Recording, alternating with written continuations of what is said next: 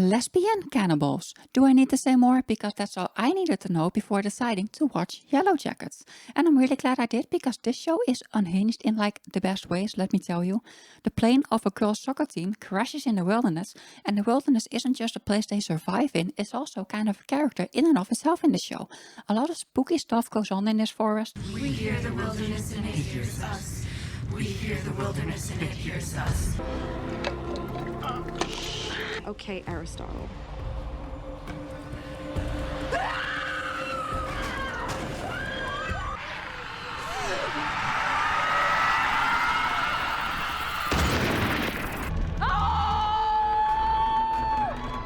These girls are feral. How did they become this? Oh, I wrote it all down. Strap in, Yellowjacket, I'm taking you for a ride. I was born a hater. Then I discovered television. Dark reviews. My name is Hayley Dark, and this video is a safe space for lesbian cannibals. Yes, that means you, viewer, you are welcome here. Yellowjackets has 3 seasons, and I will be covering all of them in this deep dive recap. It has not yet been renewed for a 4th season, but I have faith that network television isn't dead just yet. Google claims that this is a horror show, but it's not, so do not let them fool you. The show takes place in 2 timelines, the wilderness timeline and the adult timeline. In the wilderness timeline, we see the girls survive after a plane crash, while in the adult timeline, we see only a few of the girls and they are surviving their trauma and the consequences of the wilderness. The show starts with a dark-haired girl running through the snowy woods, and all around her you can hear people making animal noises and chasing her. She tries to run away from them, but she gets caught in a trap and her face gets impaled by a bunch of spikes. Her name? Pit Girl, or at least that's what the fandom calls her. One of the many mysteries of the show is figuring out which of these girls is going to be Pit Girl and thus is going to get their face impaled. Let's do 7 character introductions. Jackie. She is the captain of her school's soccer team, which is called the Yellowjackets. That's the name of the show. She is the it girl at the school and she has a commanding presence. It's her job to make sure that the Yellowjackets work together as a team. A job she continues to try and do post-crash, but the wilderness is not a soccer field, so that doesn't really work out in the end. One of her core traits is not wanting to adapt to the new wilderness life, and also she has a boyfriend named Jeff, but no one cares about Jeff. Were you listening to that? Jackie's best friend is called Shauna, and you might notice that there's a second Shauna on the board. This is adult Shauna, meaning she survives the wilderness. She's a survivor. The casting for these two is ridiculously good. They look so alike, it's insane. Shauna is also secretly in love with Jackie, and if you ask me, it's mutual. She is tired of being in Jackie's shadow all the time. She wants what she has. And trust me, she will have her time to shine, because Shauna is what we call a plot driver. The story doesn't just happen to her, she is actively being a menace in both timelines.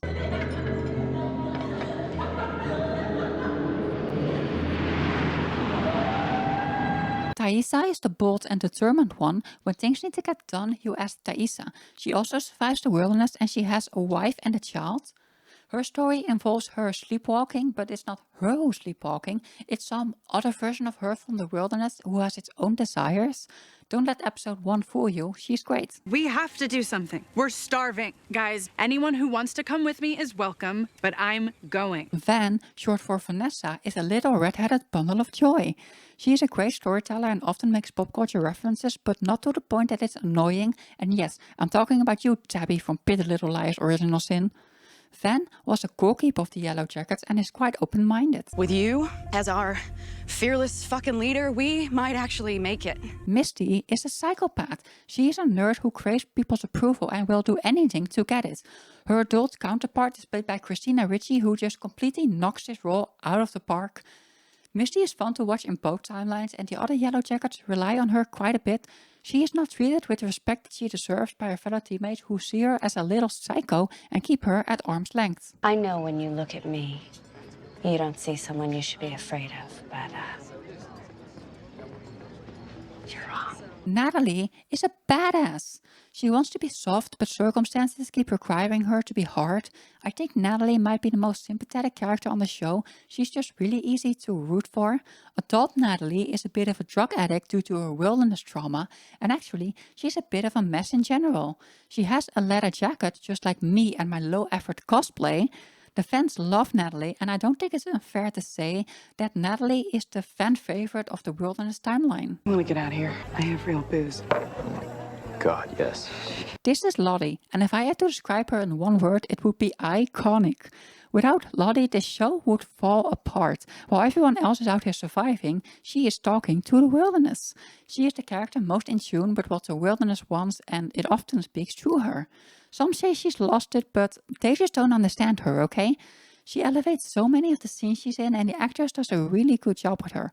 More than anyone, Lottie is quite happy being in the wilderness instead of being back home. The knife. Lot, don't. Lottie, what are you doing? That's it for introductions. There's so much more to say about these girls, but we have to get to recapping, so I will let this man summarize it. Some of these kids, no big loss if we're honest. Those girls were special. They were champions. So this episode focuses mainly on before the crash. The girls are happy in 1996 playing some soccer and winning their state championship, which means they're going to nationals.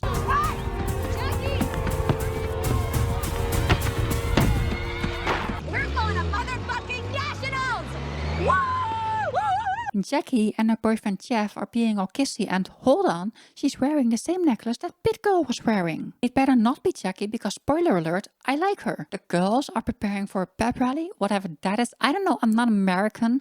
Ellie is being rude to Van, and so we hate Ellie. Do you have any idea why I made you team captain this year? Sean was faster, Lottie's got better footwork by a mile. Things get tough out there. Those girls are gonna need someone to guide them. Can you handle that? Can she handle that? Some non-subtle foreshadowing about their impending doom. A few members of the team talk about what to do with Ellie because she choked at states and they do not want her on the field at nationals.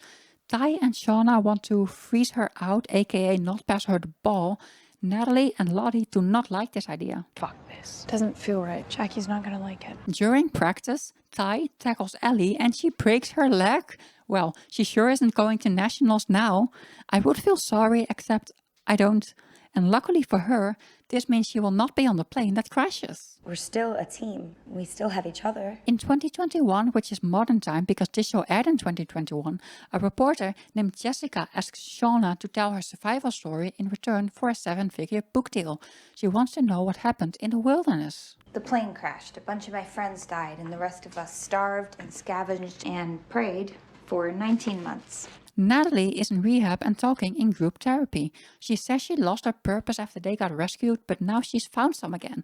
She flies back to her hometown and opens up a storage unit she hasn't been to in a long time. Thaisa is running for state senator of New Jersey. She meets up with Shauna in a diner upon Shauna's request to talk about the reporter. This means that they're still in contact 25 years later. We agreed. Say no more than we have to. Adult Misty seems to be working in a nursing home and is terrorizing the mean old people. Don't fuck with me. Back in 1996, there's a party in the woods, and Shauna seems to be jealous of Jeff because Jeff gets to be with Jackie. So Shauna gets drunk and picks a fight with Ty. Can be easy, knowing you fucking crippled someone today. Jackie tries to lift the team spirit by having them all say nice things about each other. Laura Lee, you have very shiny hair. Thank you, Van. We get a flash forward to the wilderness where Pit Girl has been slaughtered, and they are eating her. Just some light cannibalism going on. Misty is the only one who is shown at this feast. They are all wearing winter clothes and the middle one is called the Antler Queen by the fandom. If you're ever wondering whether or not Jackie and Shauna are actually crushing on each other, just show them this scene.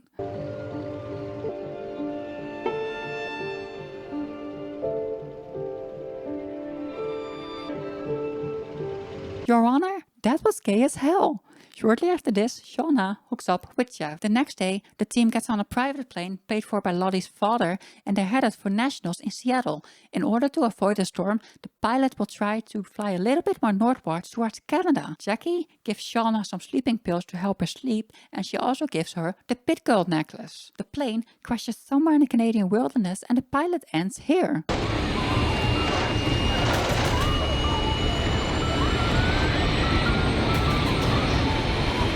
A little bit of a slow pilot, but a good one nonetheless. It spends its time doing world building and character development before bringing us the action in the wilderness, and I appreciate it. We find out this episode that adult Shauna has a daughter named Kelly, and do we know her from somewhere? I looked it up and she's in Riverdale, and I was so confused because I could not place her, but apparently she was Jughead's rival at riding school. I might have repressed this plot.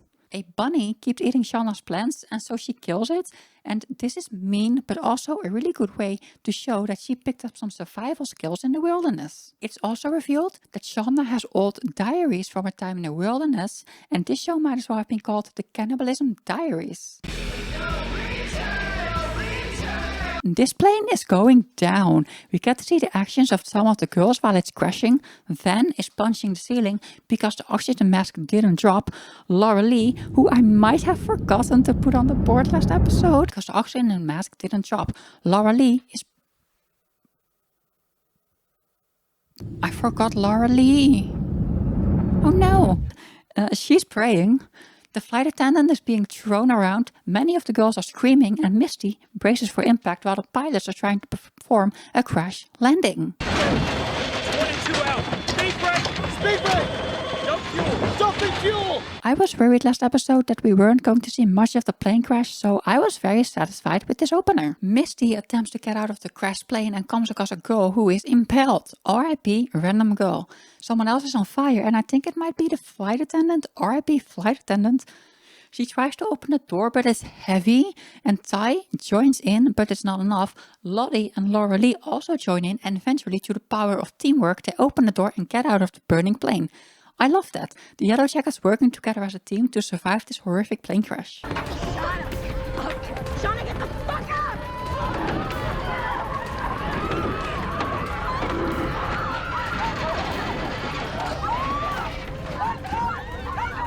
Jackie wakes up and she helps Shauna out of her seat. They try to exit the plane, but Van is screaming for help. She's near the tail section of the plane and it's completely on fire. She's stuck in her seat and she's begging for someone to come help save her. Shauna tries to help her, but it's taking too long, so Jackie grabs her and forces her out of the plane. That's cold, but remember, it's not just the fire that could spread and kill them. The smoke they're inhaling could very quickly be their end. She chose to save Shauna, and maybe this is a hot take, but I wouldn't call it a wrong decision. Shauna, we gotta go! We gotta go! Shauna, we gotta go!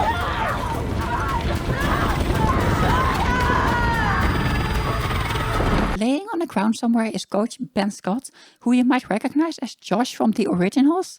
This is where I learned that the writers from Yellowjackets are also writers for the originals. Missy and a few others are still in total shock from the crash when they hear Coach Ben yelling for help and find him stuck under a part of the plane. They work together as a team again to lift the wreckage and free most of him. Come on!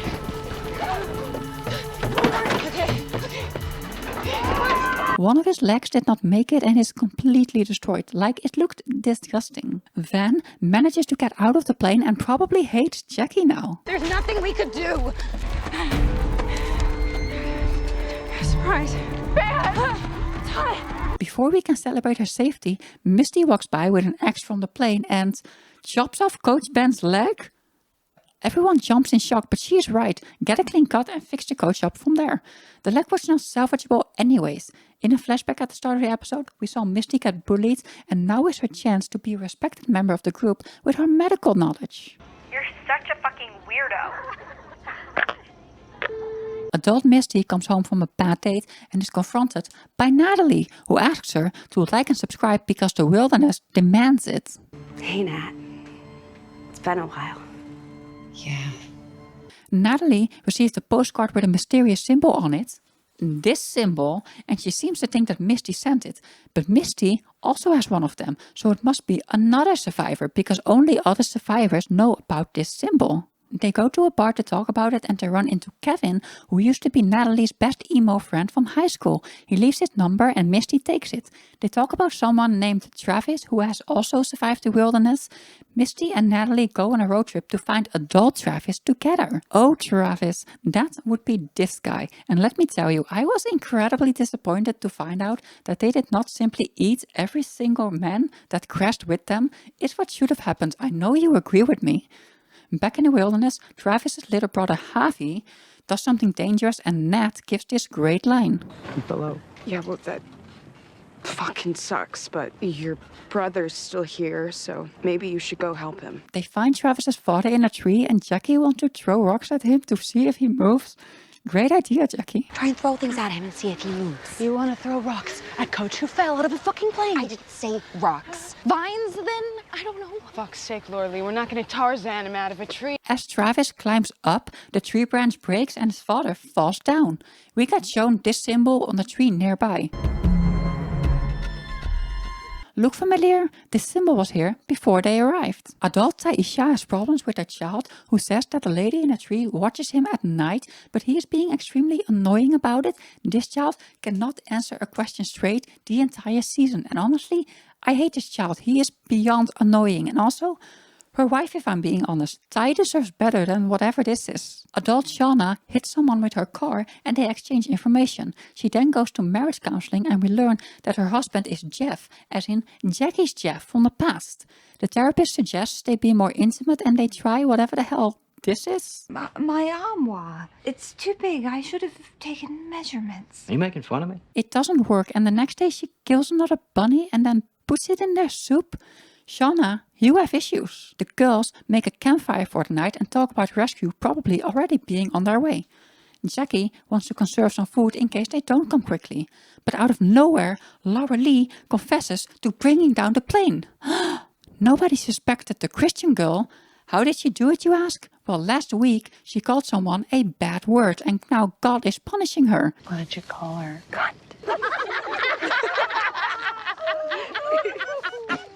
I steal shitty clothes from TJ Maxx. What about you, Shipman? Any secrets big enough to crash a goddamn plane? Lesbianism. Her crush on Jackie definitely crashed the plane. Misty cauterizes Coach Ben's wound to stop the bleeding. Misty is finally proving her worth to the group and feels wanted, which is really unfortunate for everyone else because at night she comes across the plane's transponder and destroys it. Now they won't be found. She just wants to live among a place where people love her. Can you blame a girl? The girls hold a funeral for those who died in the crash. The pilots, the flight attendant, Travis and Javi's father, and one teammate named Rachel who got impaled. And I just want to point out that the flight attendant got hearts on her headstone, but the teammate did not. They also made a headstone for Coach Ben's leg. It's been 3 days and rescue has not arrived. We know that the girls will stay in the wilderness for 19 months, so rescue is not coming for a long time. The team loses faith, but Jackie is adamant that they're on their way and to keep positive. Lottie has been taking pills for a mental illness but is now running out of those pills, which is a good thing because Lottie off of her meds is amazing. The intro plays for the first time and it's an iconic mess. So much happens in such a short time that it feels like a mess, but like in a good way. Like I enjoy it a lot. The music also complements it very well and the entire thing just feels very intense.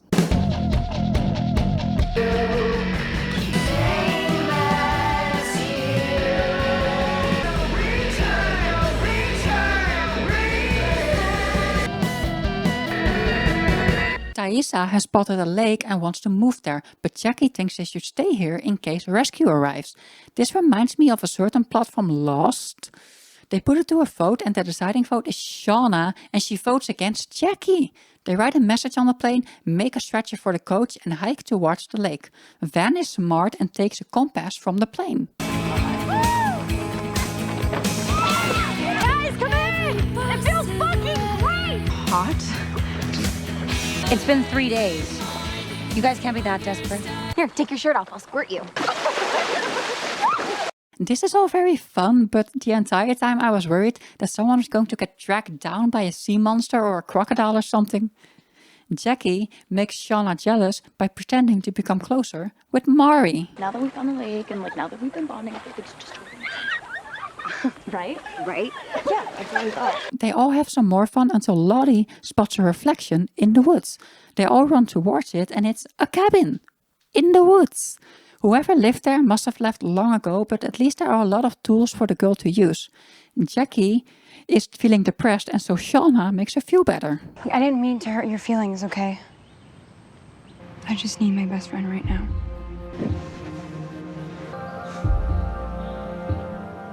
worst is behind us, okay? Lottie has a bad feeling about this place and Ty tells her to ignore it because she can't just sleep outside.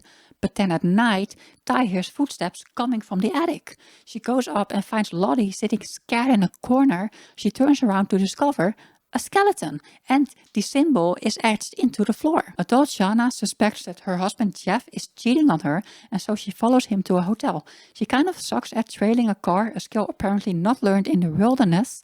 At the hotel, she impersonates a federal agent. I'm with Homeland Security. Agent Smith, DC's on the line. Briefing. Adam is here, the guy that Shauna hit with her car, and he's being all flirty. They spot Jeff with a random woman and they assume that he is cheating on Shauna, so Shauna goes to sleep with Adam in the summer solstice room of the hotel. Misty and Natalie banter a bit on a road trip to Travis's house and they arrive. They then bust a window to get in. It's never a good sign when a suspect lives like a hermit. It is common knowledge that the less a suspect owns, the creepier they turn out to be. The police arrives and take them to the station. Natalie uses her one phone call on Taisha and Ty tells her that she and Travis are toxic together and she should just get over him. Misty uses her one phone call on Kevin and he bails them out. They continue their road trip, this time to Travis's work, and they find him dead. Oh no, that's so sad. They really should have just eaten him in the wilderness. The last thing he wrote before he died is tell Nat that she was right. Adult Taisha's political opponent calls her a cannibal in this attack ad. The only real way is by cannibalizing your tax dollars. Natalie has a dream about her father and he insinuates that she shot him. Now I like her even more. After she wakes, she notices Lottie is still awake and staring intently at the attic. She tries to reassure her that they buried him, but Lottie responds, "Bad things happen to you." Coach Ben has to pee, but he can't do it on his own, so Misty gladly helps him. Misty has a little bit of a crush on the coach and keeps involving herself with him, much to his dismay.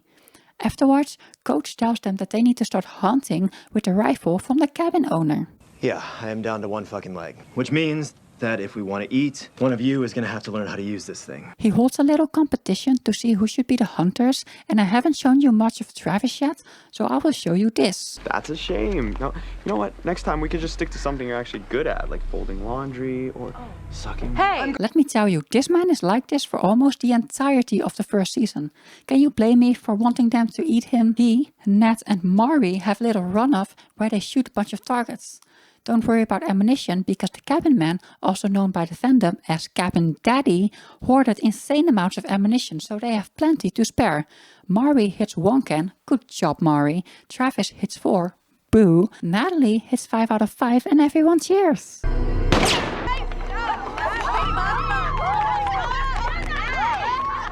We might be out here for a little longer than we expected. So the rest of us are relying on you two, which means you need to rely on each other. Natalie. While they go out hunting, the rest of the girls forage for berries, and Jackie finds a small plane that belonged to the dead guy. They turn it on and the propeller almost murders Van, but Jackie pushes her out of the way, so I guess they're even now. In a flashback, we see Natalie's father verbally abuse her and physically abuse her mother. She pulls a gun on him to make him stop, and at the same time in the present, she sees a deer in the woods and aims for it. I don't know any fucking decency! What are you gonna do? What are you gonna do, baby? You gonna shoot your daddy in the head? Looks like you got the safety on. Here, let me show you, okay, baby? Look, on, off. The fucking useless one! The fuck did you...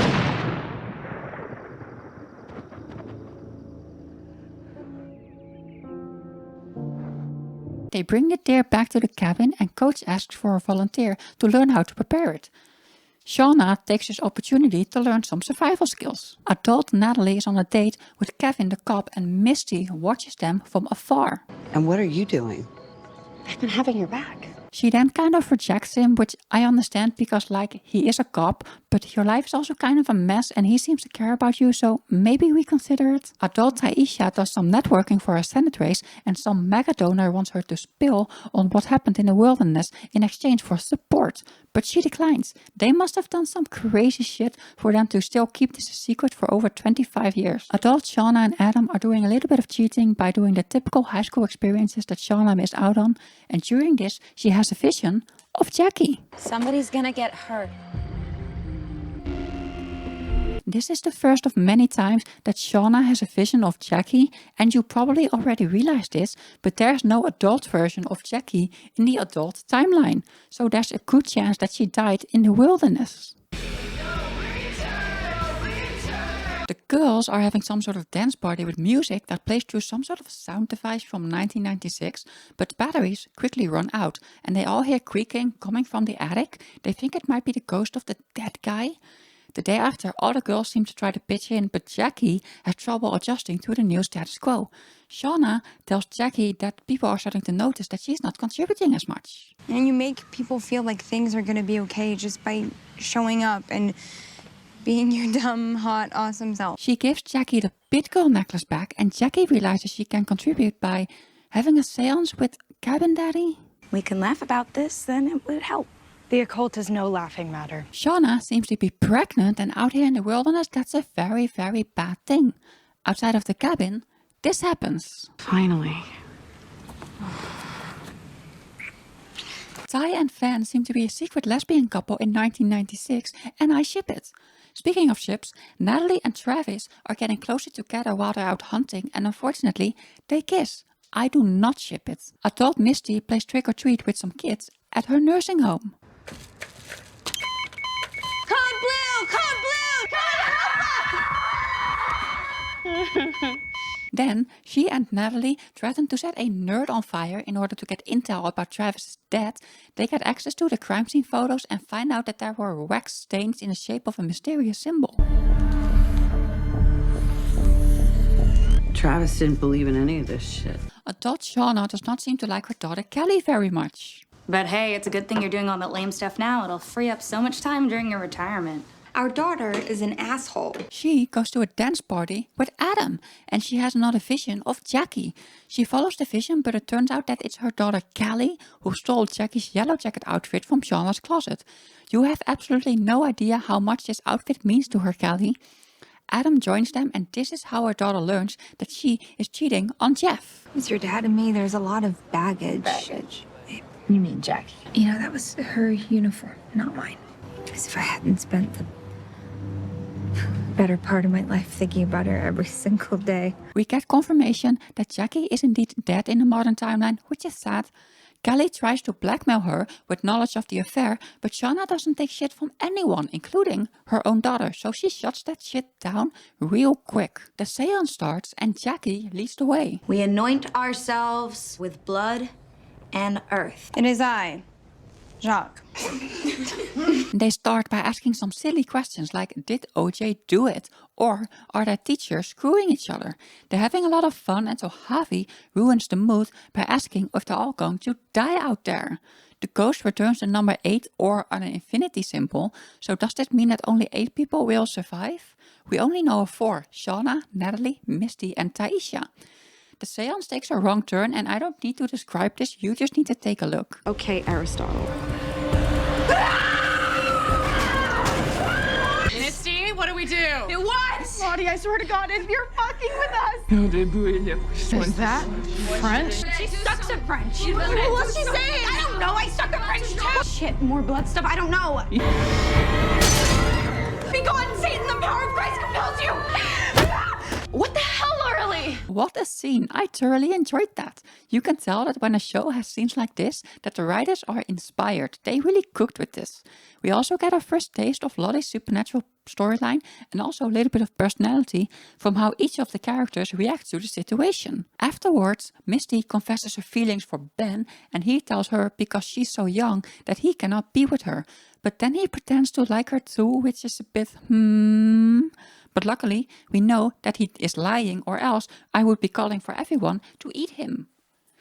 Ty sleeps in the attic to prove that it's not a scary place, and Shauna joins her so that she is not alone. We are halfway through season 1, and you may notice that there's not a lot of cannibalism going on just yet, but good things take time. Be patient. Episode 6 starts with young Lottie in a car, and she has a little bit of a freak out and this stalls her parents just long enough so that they do not get hit by an incoming car. Our daughter didn't save us because she can't see the future. Mari tries to make fun of Lottie for being possessed, but Lottie probably foresaw this conversation and she had a clapback ready. You know, we mostly talk about how Danny Mears dumped you for his own cousin. Ty, Shauna and Nat meet up to discuss the postcard that they got, and Nat and Ty also got a message that blackmails them. They want $50,000 or else they will spill their secrets. Shauna says, well, it has to be someone from the team because who else would know about this? But if the only ones alive are these three and Misty, and it's not Misty, then who could Shauna be talking about? Are there more survivors we don't know about? Is there anything else I should know about? Shauna and Jeff go to Jackie's parents' house and they have an extremely awkward dinner.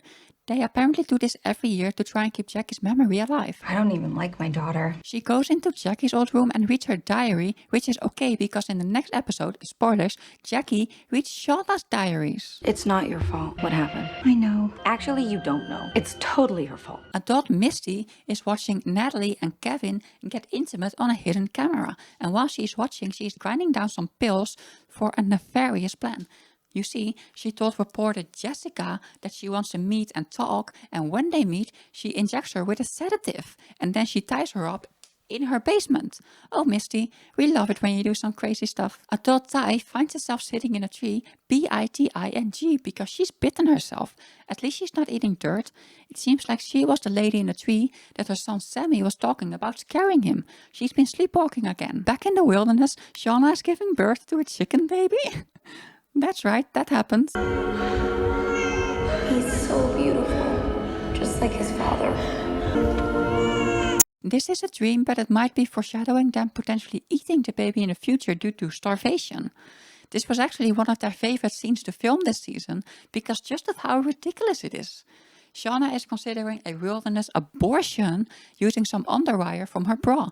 This is an absolutely horrible idea, Shauna. You're going to hurt yourself. She goes out to catch some rabbits with Jackie, and Jackie gives her last piece of food because Shauna is hungry. How kind! Natalie and Travis keep kissing in the woods, and Jackie calls them out for not bringing back more food. Is this why we don't have any food? Because you've been too busy running for mayor of Pound Town? Even the coach is calling them out, and he gives Travis some protection so that the team will not have to deal with the baby in the future. Ty finds a bra without an underwire and goes to save Shauna from doing something crazy. Were you outside last night eating dirt? I can't do crazy right now, what? She finds Shauna in the woods performing a makeshift abortion, and instead of letting her do it alone, Ty offers up to kill the baby herself in a really uncomfortable scene. Shauna can't go through with it in the end, and they go back to the cabin. This inspires Ty to tell the group that she wants to go out and look for help. Lottie thinks that she might be a prophet, and with help of local Christian girl Laura Lee, she gets baptized in the lake. While she is underwater, she has a vision of a staircase with a bunch of candles, and spoiler alert, this is a vision of where Lottie will die. Ty is leaving the group to go south and look for help. She knows that this might be a one-way trip, but goes anyways. Hero behavior.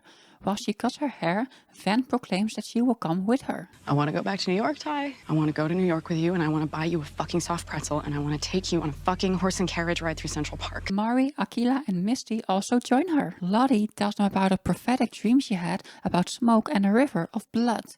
She gives Van a small trinket that's supposed to keep her safe out there. At night, they hear a bunch of wolves are wooing, and the next day, they come across a river that is red-brown in color, but they're smart enough to know that an iron deposit can change the river's color in this way. However, they feel a little bit uneasy because Lottie did predict this, so some of them want to go back, but Ty is not having any of it and leads them forward. This night, Ty wakes up in a tree with Lottie's trinket, and remember, adult Ty also woke up in a tree. Below, the girls are screaming because they're being attacked by a pack of wolves. They're using makeshift torches to repel the wolves.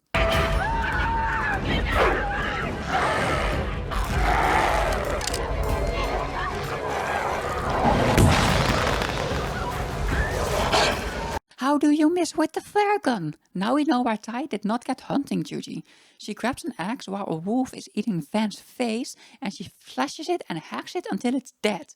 Unfortunately, the left side of Van's face is completely ripped apart and she's dead. R.I.P. Van, you will be missed. Jackie confronts Shauna about keeping a secret. You told me the reason your dad wasn't around as much was because he got a new job as the president at Hello Kitty. I'm pregnant. How did this happen? Well, when a man and a woman... Shauna says that she slept with Randy, Jeff's best friend, but Jackie is becoming suspicious, and so at night she reads Shauna's diary and learns the truth. No, not the lesbian truth, but the truth where Shauna slept with her boyfriend. The adult trio makes the blackmail drop of $50,000 and they put a tracker with it. They track him to a clothing warehouse and they have a little chase. Take the wing! I'll mark him like it stinks. This is where I knew who it was. A man this clumsy can only be Jeff. He gets away covered in glitter, but not before Natalie tries to shoot him. She misses because Ty pulls her arm down because she does not want to catch a murder charge. And I know you think I'm crazy. You guys are just as fucked up as I am. You're just better at lying to yourselves. You're living on the brink just like me. If you're not gonna help me with the plan, I'll do it myself. We wouldn't be here if it wasn't for her. It's a little bit tragic because these two have a family and Natalie has just been a bit of a mess since the wilderness. She deserves so much better. While this is happening, Misty interrogates the reporter in her basement about why she is digging into the surviving Yellowjackets, and she reveals that Ty is the one who hired her to see if anyone else would talk. Misty threatens to hurt her and her family unless she tells more. You know what I love about fentanyl? Your dad. Eddie. When she gets back home, Natalie puts the gun back which she apparently stole from Mr. Cop Kevin. When he wakes up, he notices that one bullet is missing. He gets upset with her and they break up their little fling. Shauna runs into Adam at her house and for some reason she invites him in and sleeps with him. And then Jeff comes home and so Adam hides in the physical closet while in the wilderness Shauna hides in the metaphorical one. Van is dead and the girls burn her body on a pyre and... Wait, hold on. She's still alive. Welcome back, Van. Did nobody check her pulse or something? This is the second time that she almost died to fire. They wrap up her face, which is a little bit mangled, and they head back to the cabin. Nat has a talk with Coach Ben and we find out that he's gay. Shocking. The guy who played the gay guy on the originals is also gay in Yellowjackets. Shocking, I tell you. You like guys, right? Boyfriend? Paul. You don't think that Travis is gay? Adult Natalie is upset after she self-sabotaged her relationship with Kevin and so she goes to buy some drugs. Then Misty sees this on her spy cam and she rushes over to Natalie to save her from relapsing. It's a live feed to my friend's hotel room. No, Natalie. What the? What? Don't breathe that! Don't breathe that! Damn, Misty, that's one way to get rid of the drugs. When she gets back home, the reporter threatens to kill Caligula, which is Misty's bird.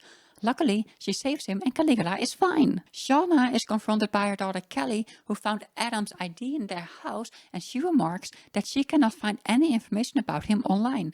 Shauna then finds a bunch of glitter in her closet where Adam was hiding, and she assumes that Adam is the guy who has been blackmailing them. Silly Shauna, it's Jeff. She goes to Adam's apartment to confront him. Adult Ty tells her wife Simone that she needs to leave because she's worried that she's going to hurt them while sleepwalking.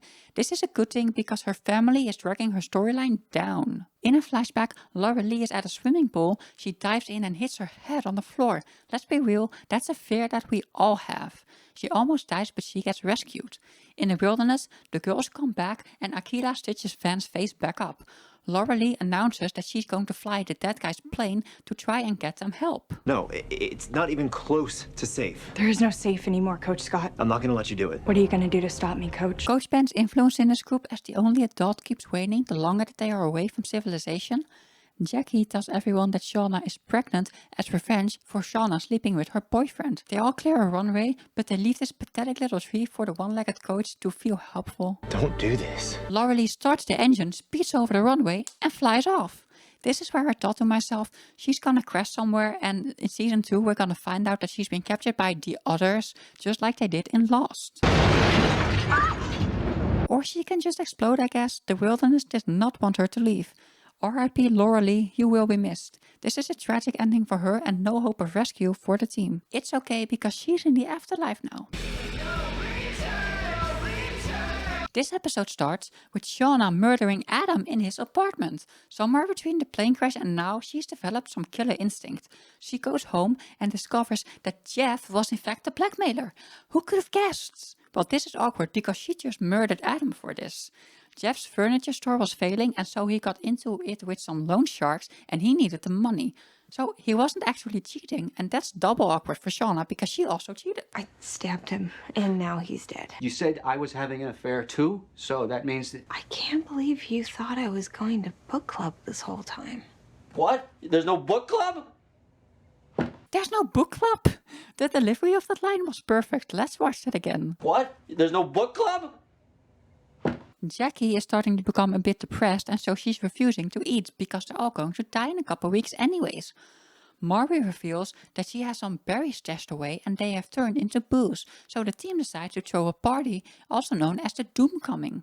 Misty has her makeup done by Jackie and it's a nice touching moment. You deserve to be with somebody who really wants to be with you. Look, you're beautiful. Lottie is wearing Laura Lee's dress and Ty made some masks for her and Van because Van is a little bit self-conscious about her new scars. Let the Doomcoming begin. Ty and Van officially launched their relationship to the rest of the team and they're met with cheers.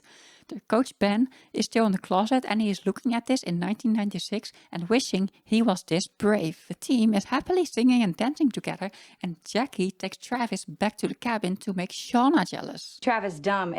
It's fine. I used to be dumb too. I didn't know if I loved Jeff when the truth is, I didn't even like him that much. It doesn't matter. We're just shells with nothing inside. She is depression spiraling right now and she sleeps with him. Why do good things happen to bad people? The booze is accidentally spiked by Misty and so now everyone except Jackie is high. They're losing it a little bit and Lottie makes another premonition saying that they won't be hungry for much longer.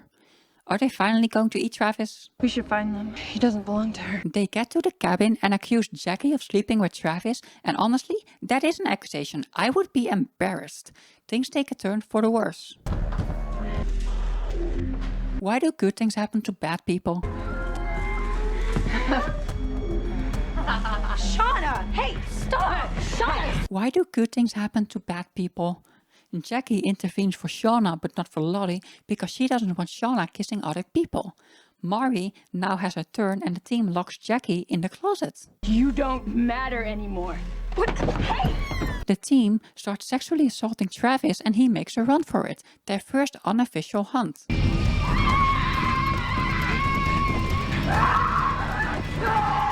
That is sounding quite like the pit girl chase from the start of the show. Natalie, who drank less booze than the others, frees Jackie and they run after them. The hunters catch up with Travis and tie him up. Lottie puts on an Antler Queen outfit and gets Shauna to hold a knife to his neck and tells her to do it because he wants us to. They plan to eat him and Shauna complies, but before she can do it, Natalie and Jackie arrive and they stop her just in time. It's in all of us, you know. It's enough of your weird fucking bullshit, Lottie. Haven't you done enough?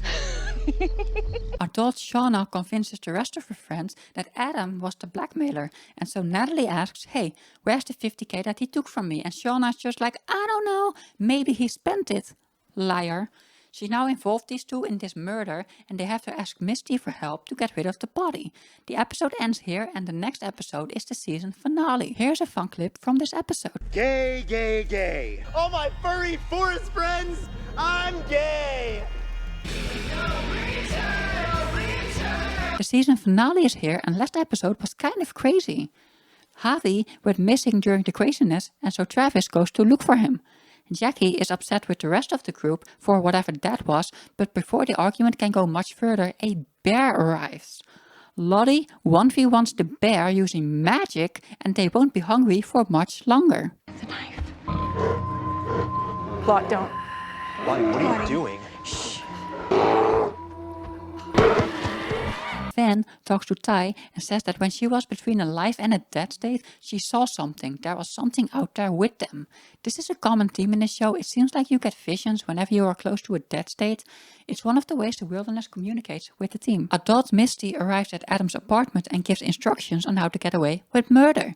Shauna and Ned cut up the body, and Ned says, Do you still remember how to do that? she's implying that Shauna has cut up a body before, and spoiler alert, that's exactly what will happen in the wilderness. It's also some nice foreshadowing that Natalie offers to help cut it up. Once they're done, Misty will get rid of all the identifying parts by cremating them, and Dave will bury the torso in the woods. I'm quite confused why they don't just cremate the entire body instead, even when you supposedly can't identify them with their torso. This seems like a setup for season 2, so I'll allow it this time. They have a high school reunion and Ellie is here. Remember her from episode 1? Well, she has become the kind of person who tells everyone that she was supposed to be on the plane that day. The girls look absolutely stunning and all the eyes are on them. After coming home, Misty decides to let the reporter go, but not before poisoning her cigarettes with fentanyl. The reporter smokes one of the cigarettes, drives off and dies in her car. That's 2 dead people now thanks to the adult Yellowjackets. Ty wins her state senate race, yippee, except it's never really mentioned again, so it's not actually that important. Her wife Simone finds their dog Biscuit, who had gone missing several episodes ago, in some creepy sacrifice room that Ty's sleepwalking self had made, along with this symbol. Natalie, after the reunion, is still upset that Travis is dead, and so she decides to end it all. She puts a gun to herself, but before she can pull the trigger, she gets kidnapped by people who have the symbol on necklaces around their neck. They were sent here by Lottie Matthews. She survived. That means that for however long the show lasts, we will see Lottie in the wilderness timeline. What a delight. Jackie is pissed that people are starting a cult around Lottie. The fuck is wrong with you all? We just howl at the moon now and have fucking orgies? She and Shauna get into a public fight, which is more like a breakup. Shauna was fucking Jeff. You were my best friend. You just assumed I'd go wherever you wanted. I don't even like soccer! Did I force you to live in my shadow, Shauna? I don't even know who you are anymore. Jackie will sleep outside tonight. Later in the night, Shauna comes up to Jackie and brings her inside. I love you, Jackie. We all love you, Jackie. So glad you're joining us. We've been waiting for you. That's Cabin Daddy right there. But wait, hold on. If she's seeing visions, then does that mean they killed her? No, Jackie! No! Jackie, She froze to death? How could they do this to her? But I refuse to believe it. There is some form of magic in the show, so she has to come back, right? You don't just hire Ella Purnell and kill her off in season 1? Surely not. But I do like the parallel here with episode 1 of this season, where a few members of the team wanted to freeze out Ellie by not passing her the ball, and now the team has literally frozen out Jackie by letting her sleep outside in the snow. That's it for season 1. We are now in winter and these girls are going to starve. You know what that means. What I loved about the season is that the season showed their slow descent into madness. What I also really appreciated is that in the adult timeline, you can really feel the bond that these women have forged through the wilderness, and they are still teammates who are there for each other. The season keeps us on our toes about the identity of Pit Girl because the Pit Girl necklace keeps being passed around between people. It's also looking more and more likely that Lottie may be the Antler Queen. My favorite characters this season are adult Shauna, Jackie and Lottie. This episode also included this beautiful picture of all the girls on the team. But in order to move forward, we must first look back.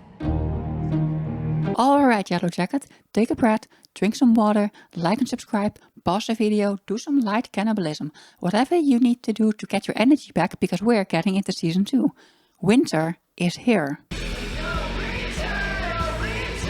The season starts with the girls getting home and a bunch of reporters are yelling questions at them. The scene is over so quickly that you blink and you miss everything, but analyzing it frame by frame you won't really see anything new. When I first watched it, I thought I saw Van with the girls because I saw a red-haired person, but I think that might have just been Shauna's hair looking redder due to the sun.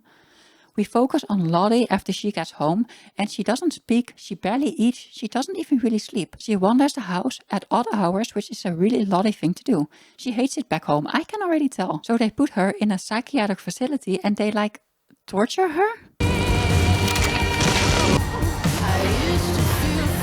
Her parents suck, why would they do this to her? I bet they're going to put her on pills again and numb her psychic senses. The song 17 by Sharon Van Etten plays during the scene, and I really liked it. Sometimes the song and the scene just go really hard. We see adult Lottie for the first time, and she's running some sort of self-improvement cult in the woods somewhere, but importantly not the wilderness woods. Let me tell you, I do not like this casting, nor do I like the way that she's written. I think she looks way too different from Wilderness Lottie, her mannerisms are different, and everything that made us fall in love with her as a character has practically been written out of her. Sorry writers, but you flopped with this one. I just do not feel Lottie when I watch her scenes. Okay, rant over, back to the story. Adult Misty gives Shauna some advice on how to talk to cops in case she's questioned. The only thing you should ever say to the police is, I want my lawyer. The next day she investigates Natalie's disappearance. Where's Natalie? Well, she's being held in one of the cabins in Lottie's wellness cult. A woman named Lisa shows up and brings her food. She is played by Nicole Maines, the icon. Natalie tricks her after dinner by pretending she is still handcuffed, even though she had already undone the handcuffs, and attempts to stab Lisa in the eye.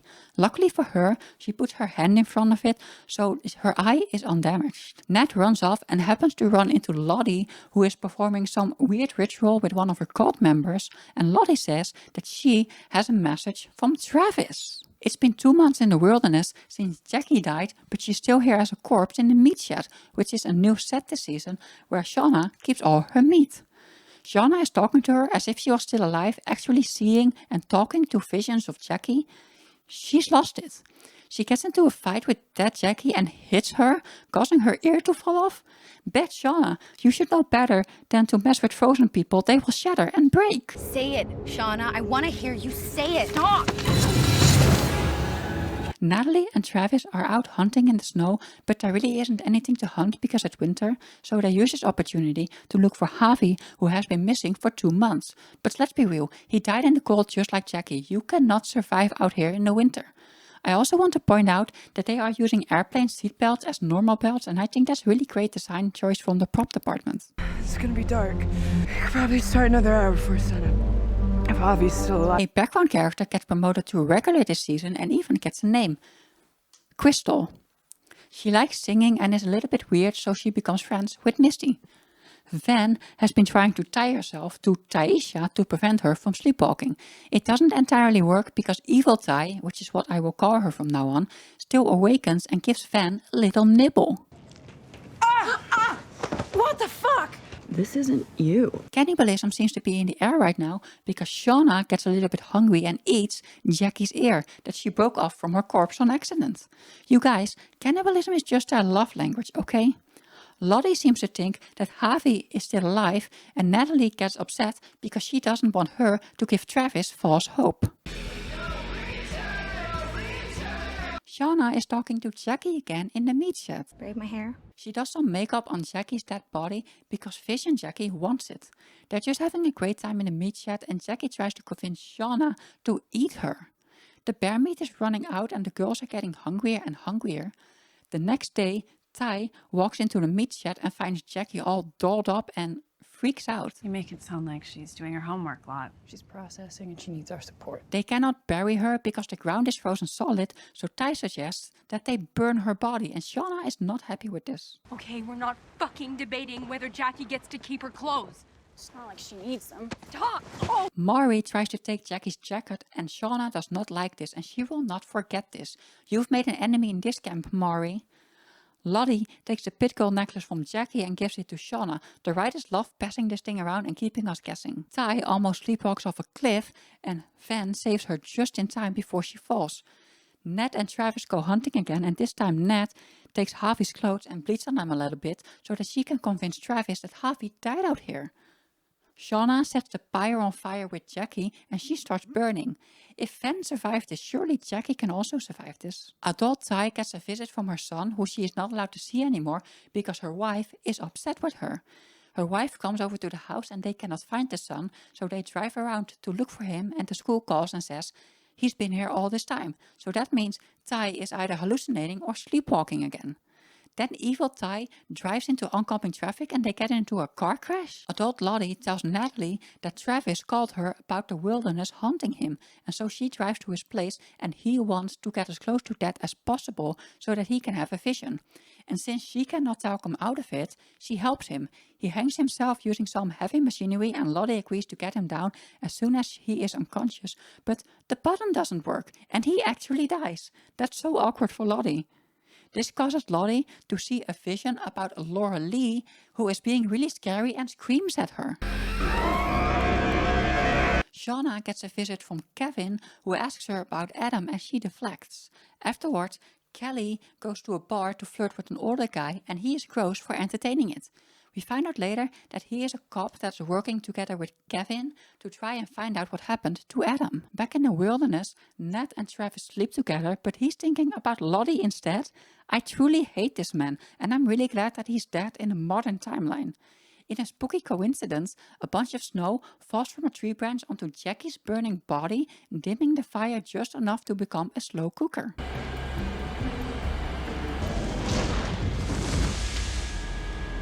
In the middle of the night, everybody wakes up because it smells like barbecue out there, and they go outside to find Jackie's body perfectly cooked, and I mean perfectly. They are all starving, so they cannot resist some Jackie meat. We get this absolutely beautiful scene, and everybody is dressed amazingly, and they have a feast. She wants us to.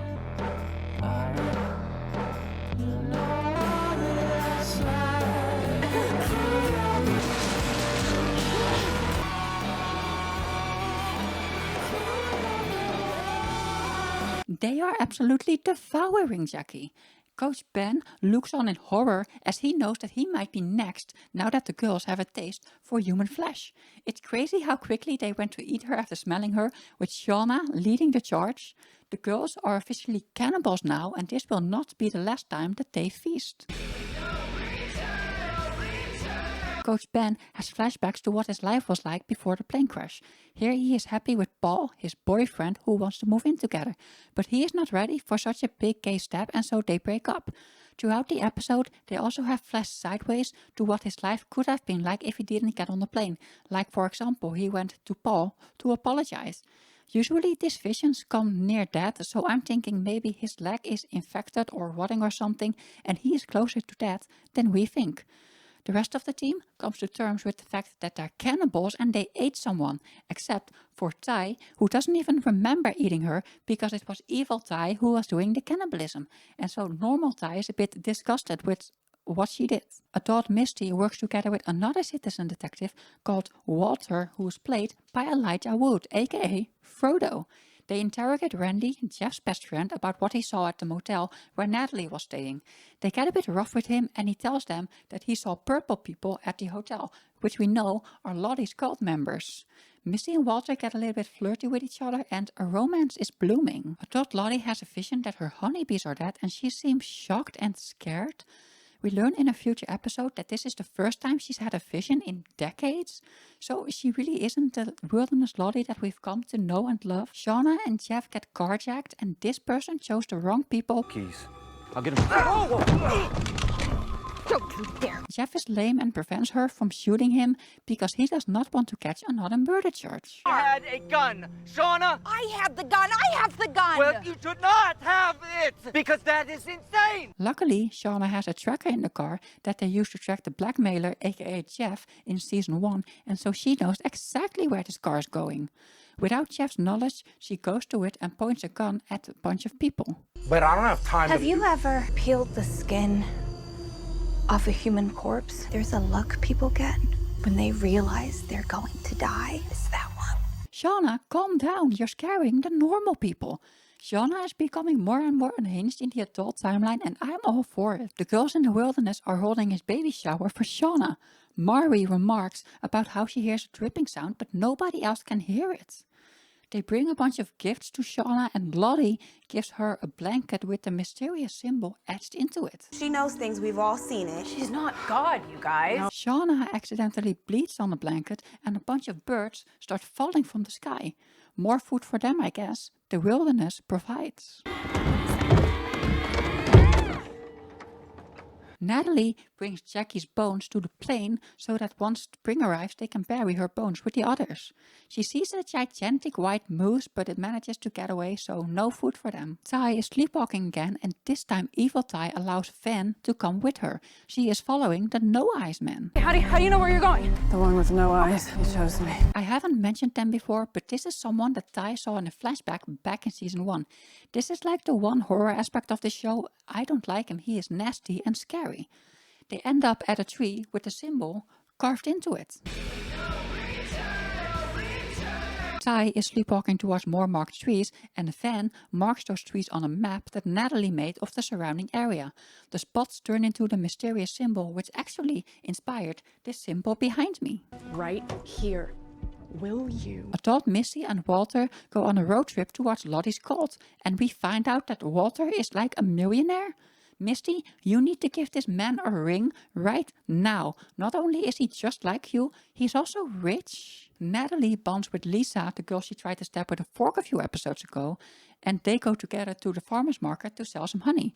But first they take a little detour and go to Lisa's house because she wants to see her fish, named the 14th Gilly. Her mother is upset with her because she is seeking help from a cult instead of, seeking help from a licensed therapist. That's not a real routine. If it works for her, what does it matter? You can't take care of yourself, honey, let alone a fish. You can't let your daughter be happy? Shauna has a heart-to-heart with her daughter Kelly and tells her that she murdered Adam. I sure hope that this girl loves you and doesn't turn you in. Adult Ty wakes up in her car, which is out of gas, and it seems Evil Ty was driving her towards Ohio. She hitchhikes for a bit and ends up at a very queer VHS rental store. And for the young folks here, VHS is like ancient magic that produces movies. Behind the counter, she finds adult Van, and she's alive. This is where alarm bells start ringing throughout the fandom. You see, Van was supposed to die in season 1, but the actors slayed their way into becoming a main cast member in the wilderness. The writers said that they had a 5-season plan, and having one of the Yellowjackets that was supposed to die suddenly in the future alive surely is a big deviation from whatever plan they cooked up at the start of the show. We're in unmarked territory now. This casting is a lot better than adult Lottie in my opinion. They look so much more alike and the mannerisms are just really similar, and I totally get a fan vibe from her. In the wilderness, someone has been stealing bear meat from the meat shed and Mari accuses Coach Ben of having done it. If it had been me, would you eat me? Yeah, I think they would eat you, Ben. I think your life is nearing its end. Mari is upset because the hunters haven't been bringing in any food lately, and she says that Lottie is the only one who has actually fed the group, like with the bear or the birds. And she's not entirely wrong, Lottie did do that. So she suggests that they hold a contest between Lottie and Natalie and see who can bring in the most food today. And judging from Lottie's face, she is not happy that she has to go outside in the cold. No assistance of any kind. If you get a kill, just leave it where it is and we will come. One gun. Lottie doesn't need a gun. While the hunters hunt, Mari and Akilah look for the source of the dripping sound that only Mari can hear. Akilah finds a mouse in the pantry and she keeps it as a pet. Lottie runs into Laurelie's plane in the wilderness and is completely intact, including her favorite teddy bear. Inside the plane, she finds a hatch and she climbs down. I've seen this plot before. Somewhere down there is Desmond. Lottie finds herself in a mall and talks a bit with her friends. I think I saw a coat for sale. I think I have a credit card. When did that ever stop you? If you don't get warm, you're gonna die. You have to go. It was all a vision, of course. Laurelie is still dead, and Lottie kind of passes out in the snow because of hypothermia. Natalie finds the gigantic white moose that she saw earlier, but it's frozen in the lake. So she breaks the competition's rules and gets everyone to help her get it out. They tie the rope around the antlers and try to pull it out, but it's just not enough. It's too heavy and it sinks down and they lose the food. This is tragic for Natalie, who just wanted to feed everyone, and also her head went into the ice cold water, so back at the cabin they give her a nice hot bath. Ty and Van go out to look where they think another Mark III might be, and they find Harvey alive in the woods.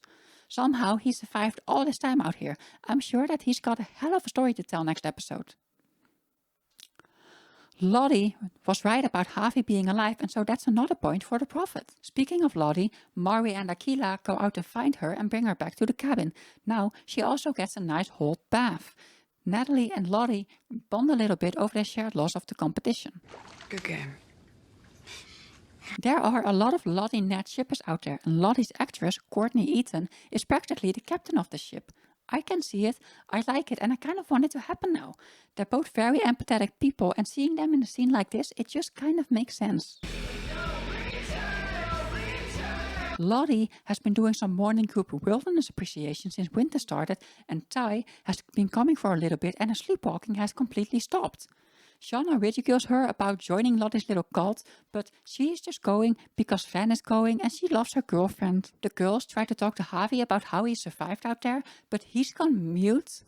I hadn't mentioned this before, but they have had a draw system for a little while where everyone draws a card from a deck and which card they get determines which draw they get. Crystal picks a deuce, which means she has to empty the poo bucket. Just pick your drawer. Again?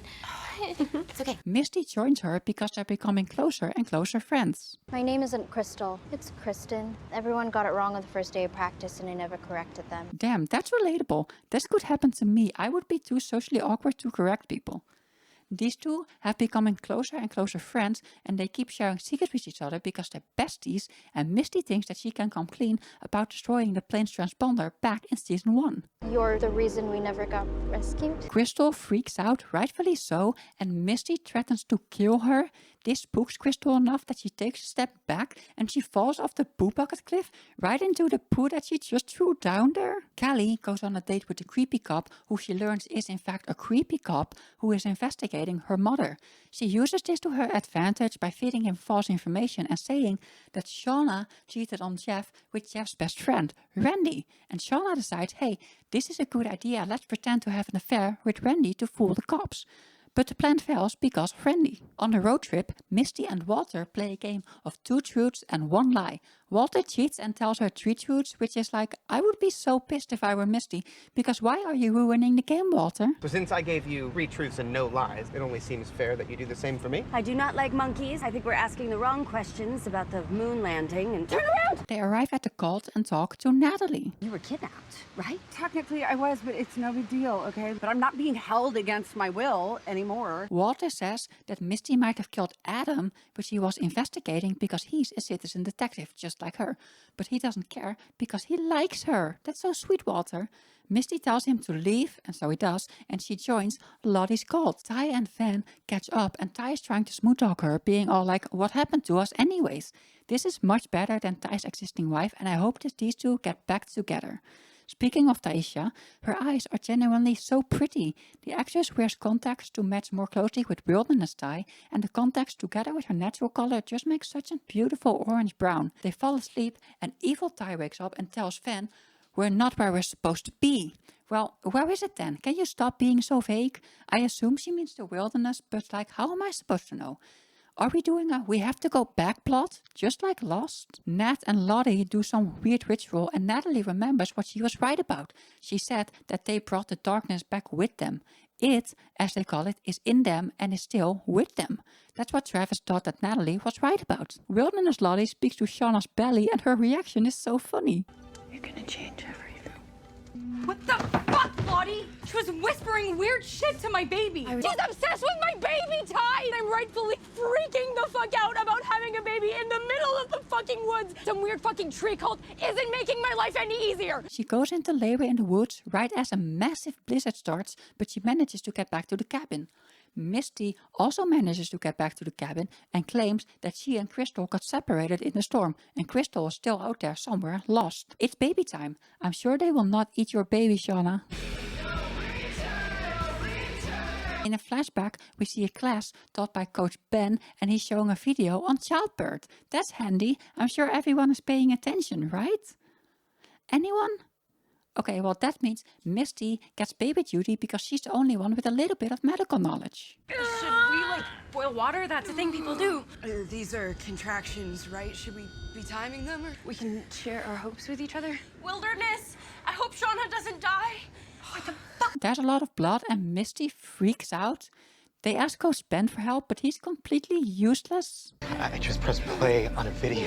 Damn, Coach, you can at least put in a little bit of effort to try and save her life.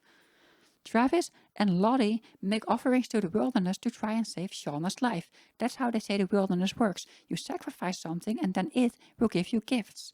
The placenta comes out first, which doesn't bode well for the baby at all. And you can still save Shauna. You can save our baby. Our baby? I guess Lottie wants to be the father? We hear the wilderness and it hears us.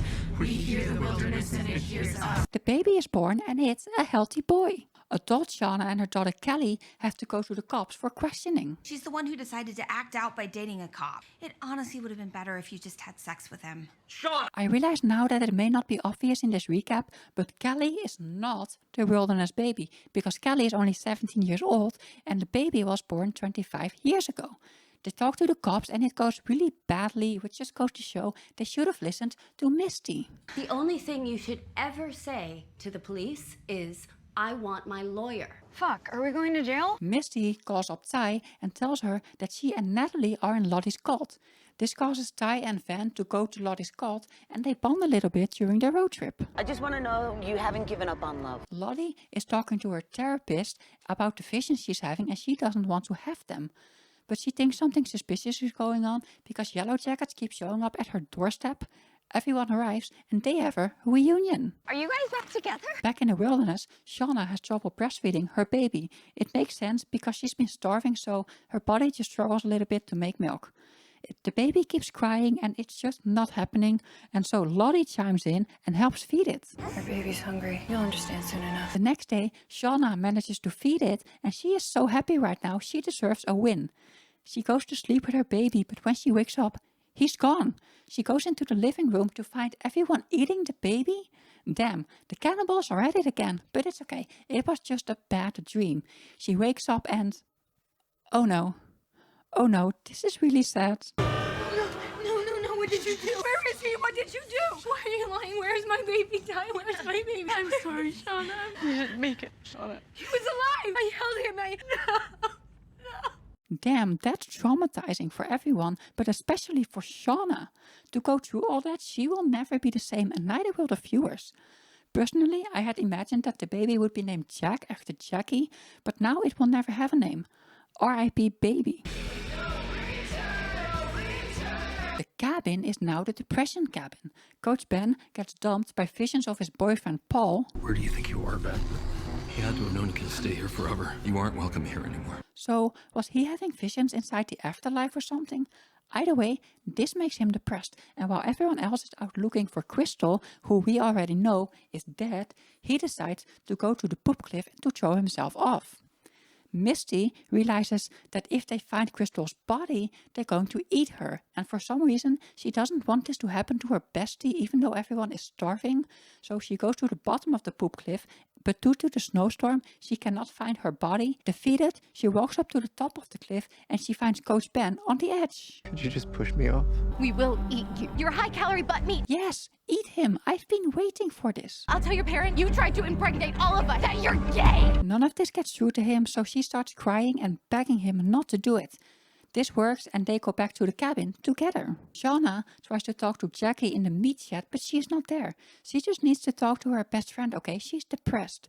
Jackie, can you stop for a moment partying in the afterlife and talk to your best friend? All the living Yellowjackets that we know of are together again. I'm sorry, have you two joined a cult? They all choose one of Lottie's self-improvement tasks. Shauna has to take care of a goat. Take him. No! Ty has to paint a building with a small paintbrush. Van chose forwards, which means she goes to forward some alcohol and starts drinking. Lottie talks to her therapist again, but apparently the therapist is just a vision, and the vision tells her that they need to go do another hunt. Misty has to lay in a sensory deprivation tank, and we get a crazy ex-girlfriend style musical number. She imagines Caligula, her bird, as a person who sings and dances for her, and then gives her some insight. Kick off your shoes, I've got a tune for ya. How much do we all count on you? Afterwards, she calls Walter and apologizes for telling him to leave. Love must be in the air because Ty and Van share a kiss. Van reveals that she has cancer and that's just a shitty way to go in this pseudo-magical TV show. The girls get together and Natalie throws a kind of party for the 6 of them. They bond a little bit and it's so nice seeing the living Yellowjackets again in the modern timeline. They're still a team. His name is Walter. When you know, you know. Does he know? Well, In the wilderness, Shauna loses it a little bit and she punches Misty, accusing her of killing her baby. Misty did everything she could. Damn, she just bit Van. She is truly leading the cannibal descent of these girls right now. Lottie offers herself up as a punching bag and Shauna keeps hitting and kicking her, and Jesus, Shauna, you're taking this too far, calm down. Everyone just sits there and watches and does nothing and is probably a bit terrified of Shauna right now. After it's over, Lottie is alive but barely. I do not like seeing them hurt our Lottie. Remember that mouse that Akilah took as a pet in episode 4? Well, turns out it's been dead the entire time, so she's just been playing with a mouse corpse. Just wilderness things. They improvise with food and Mari makes a pelt soup. That could be protein. I don't think that has any food word in it whatsoever, but at least it's creative. Nat and Coach Ben talk about Javi, and suddenly Coach realizes he might know where Javi has been surviving for the past 2 months. He ends up finding a cave, and it seems Javi was eating bats to survive in here. Mari has been hearing the dripping sound again, and this time Ty also hears it. Just another hallucination potentially caused by starvation.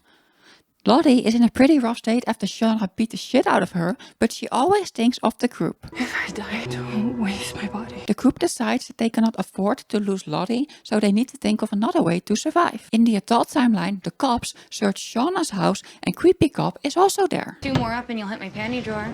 Gonna take a sniff, creep? They show Jeff pictures of Adam's mutilated body, and Jeff is like, well, Shauna couldn't have made any clean cuts like this because she's not a doctor.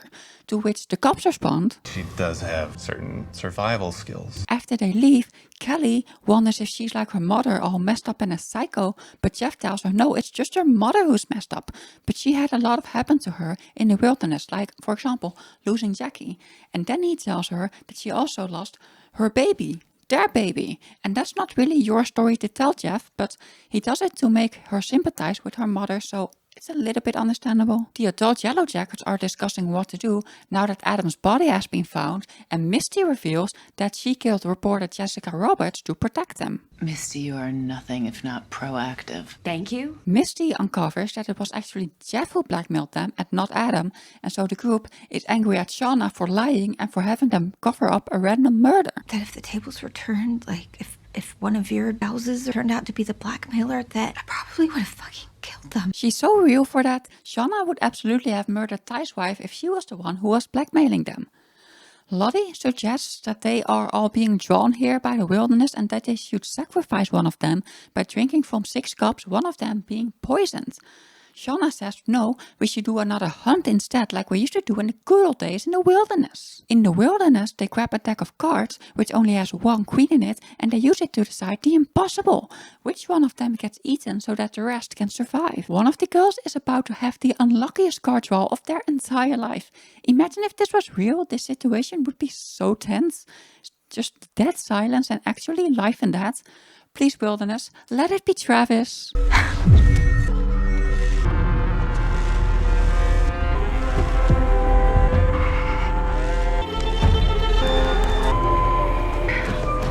It's okay.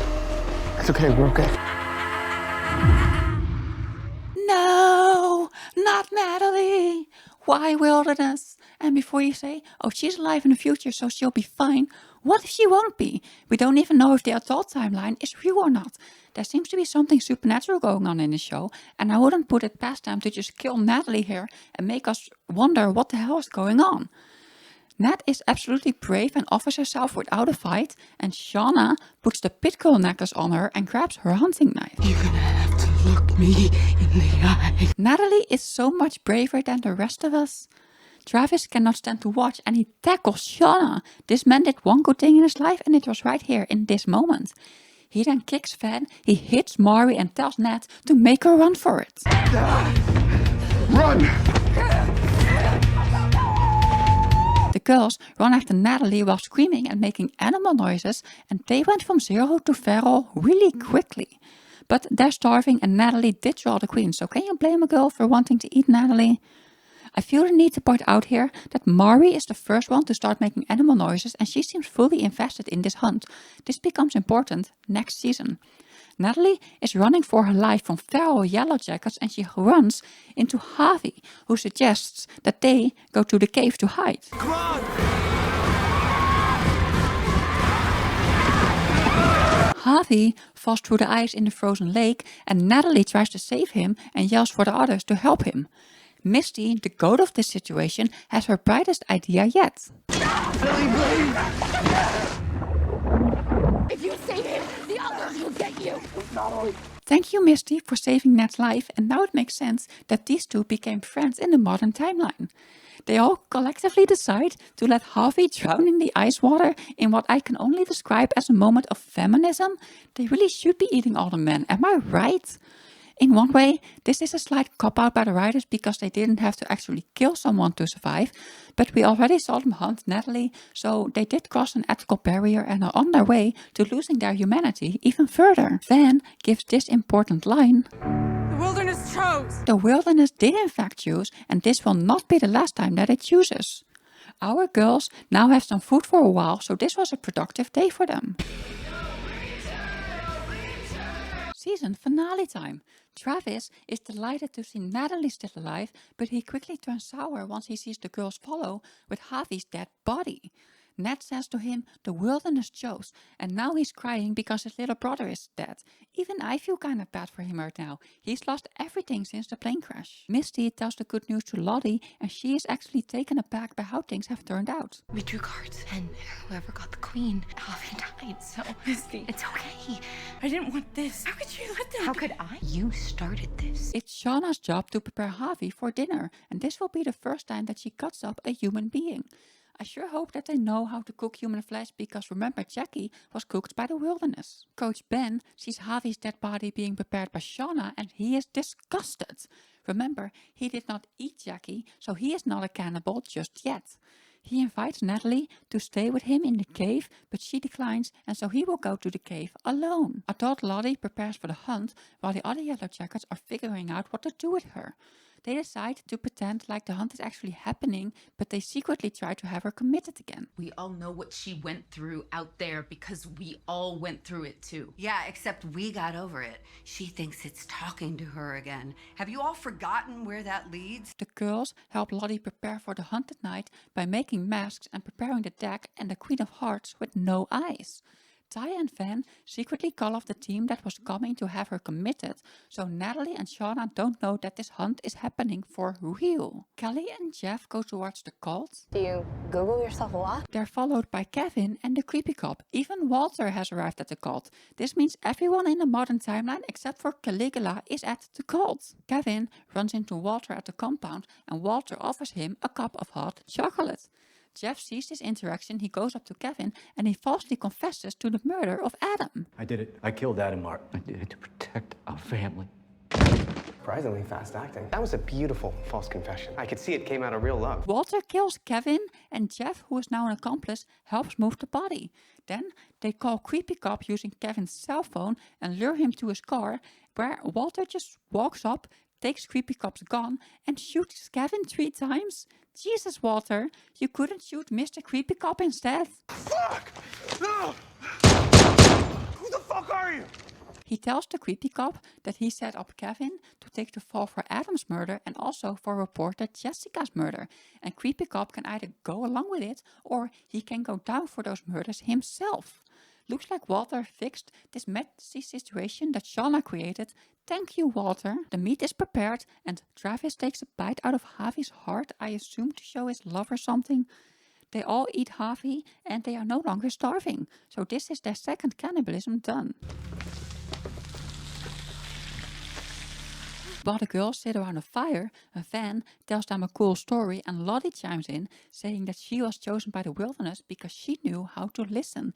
And now that all of the girls know how to listen, she no longer has to be their leader. In fact, she says that Natalie should be the new leader because the wilderness chose her by keeping her alive. And Natalie is going to be the one to help them survive the winter. Everybody accepts Nat as their new leader, even Shauna.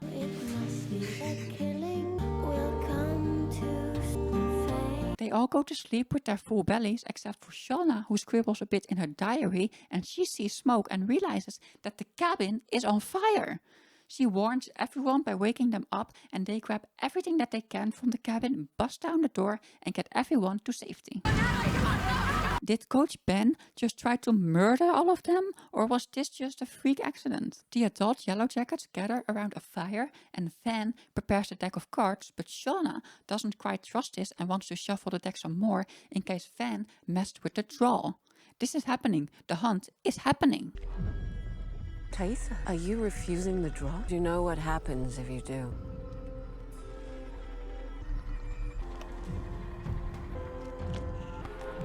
After none of them draw the queen, they repeat until someone does draw the queen.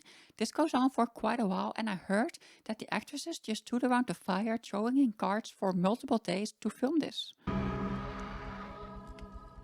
Uh-oh, Shauna, looks like the wilderness chose you this time. Just look at how fast the vibes change as they kind of all just go with it.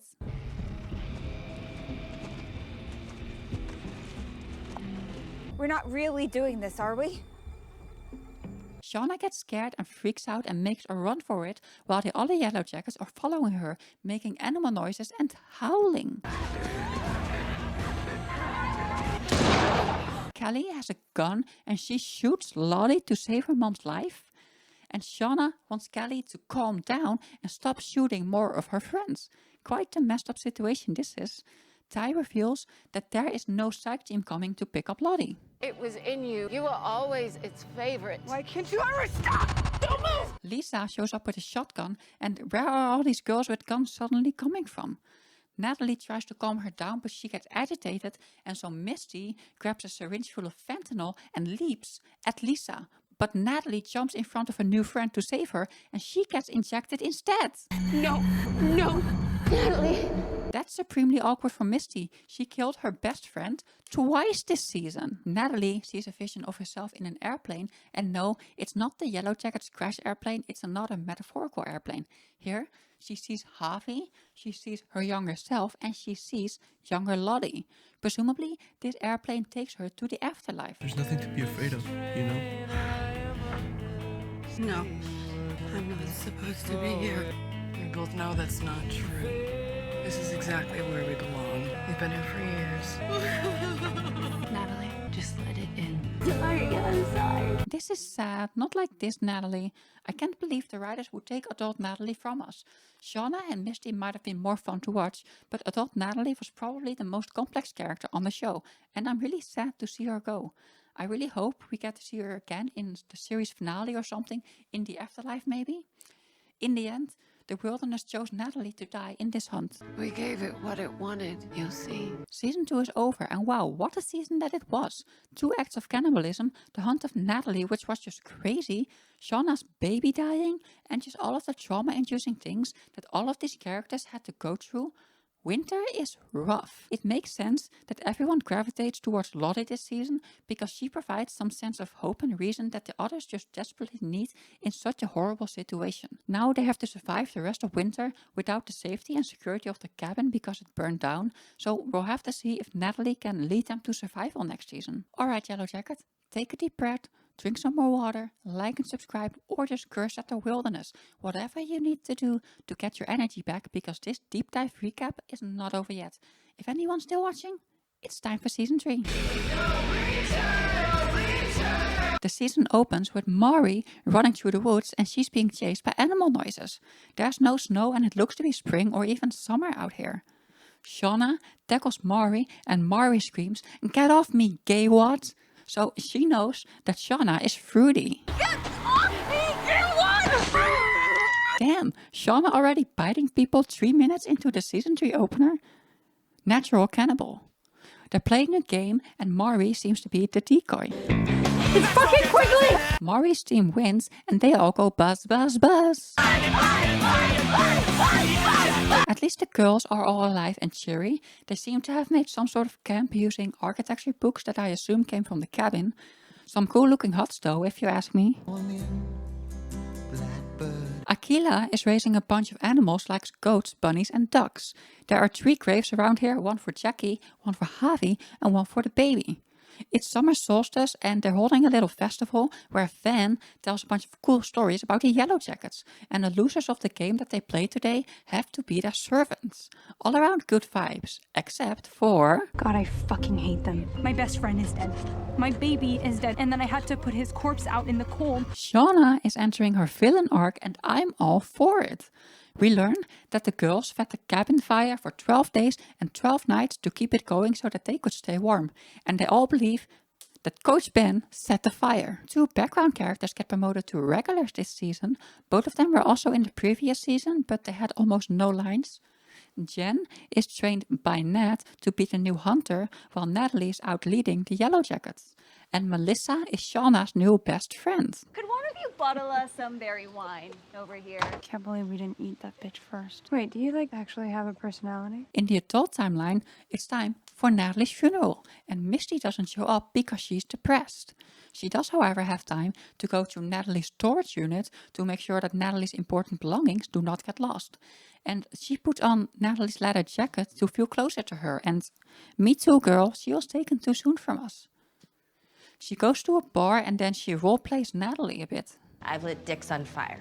What the hell? Adult Ty doesn't have the senator plot or the wife and child plot anymore, so now she can devote all her time to Van, and she wonders why Van doesn't give their relationship another chance. And we learn that Ty is the reason they broke up in the first place. They go to a fancy dinner together, but it's not really Van style, and so they run without paying. The food was kinda lame anyways. A waiter chases them and he has a heart attack during the chase and he dies. R.I.P. waiter. Ty and Van don't see this because the waiter was quite slow and he was getting quite far behind. And so they don't see him dying and they bond a little bit over their adventure and they kiss. Kelly gets in trouble at school for throwing animal guts at a bunch of mean girls. Shauna completely approves of this. She shows a video of it to her mother and Shauna loves it. Like mother, like daughter. I mean, that's just fucking hilarious. Oh my god, it's so good. Just play it again. At night, someone drops off a tape at Shauna's house and Kelly manages to find it, but it says special tape that she doesn't know how to play because it's from the past, and so she hides it in her room. Coach Ben finds a crate with a bunch of food at the bottom of a pit. A pit? He then covers it back up with a tarp, puts some branches on it so that he can trap a deer in it for food. Travis takes some shrooms at the direction of Lottie so that he can try and have a vision. Shauna and Mari beef a little bit at the summer solstice festival because Shauna spit in her food. Shauna just spit in my food. Oh, here we go. Natalie declares that they should both stay in their shelter for the rest of the week, and this angers Mari because she didn't really do anything wrong, and so she runs off. The rest of the group does a little ritual where they honor the dead, and suddenly they hear insanely loud screams all around them. The episode ends here. Coach Ben has caught an animal in his pit trap.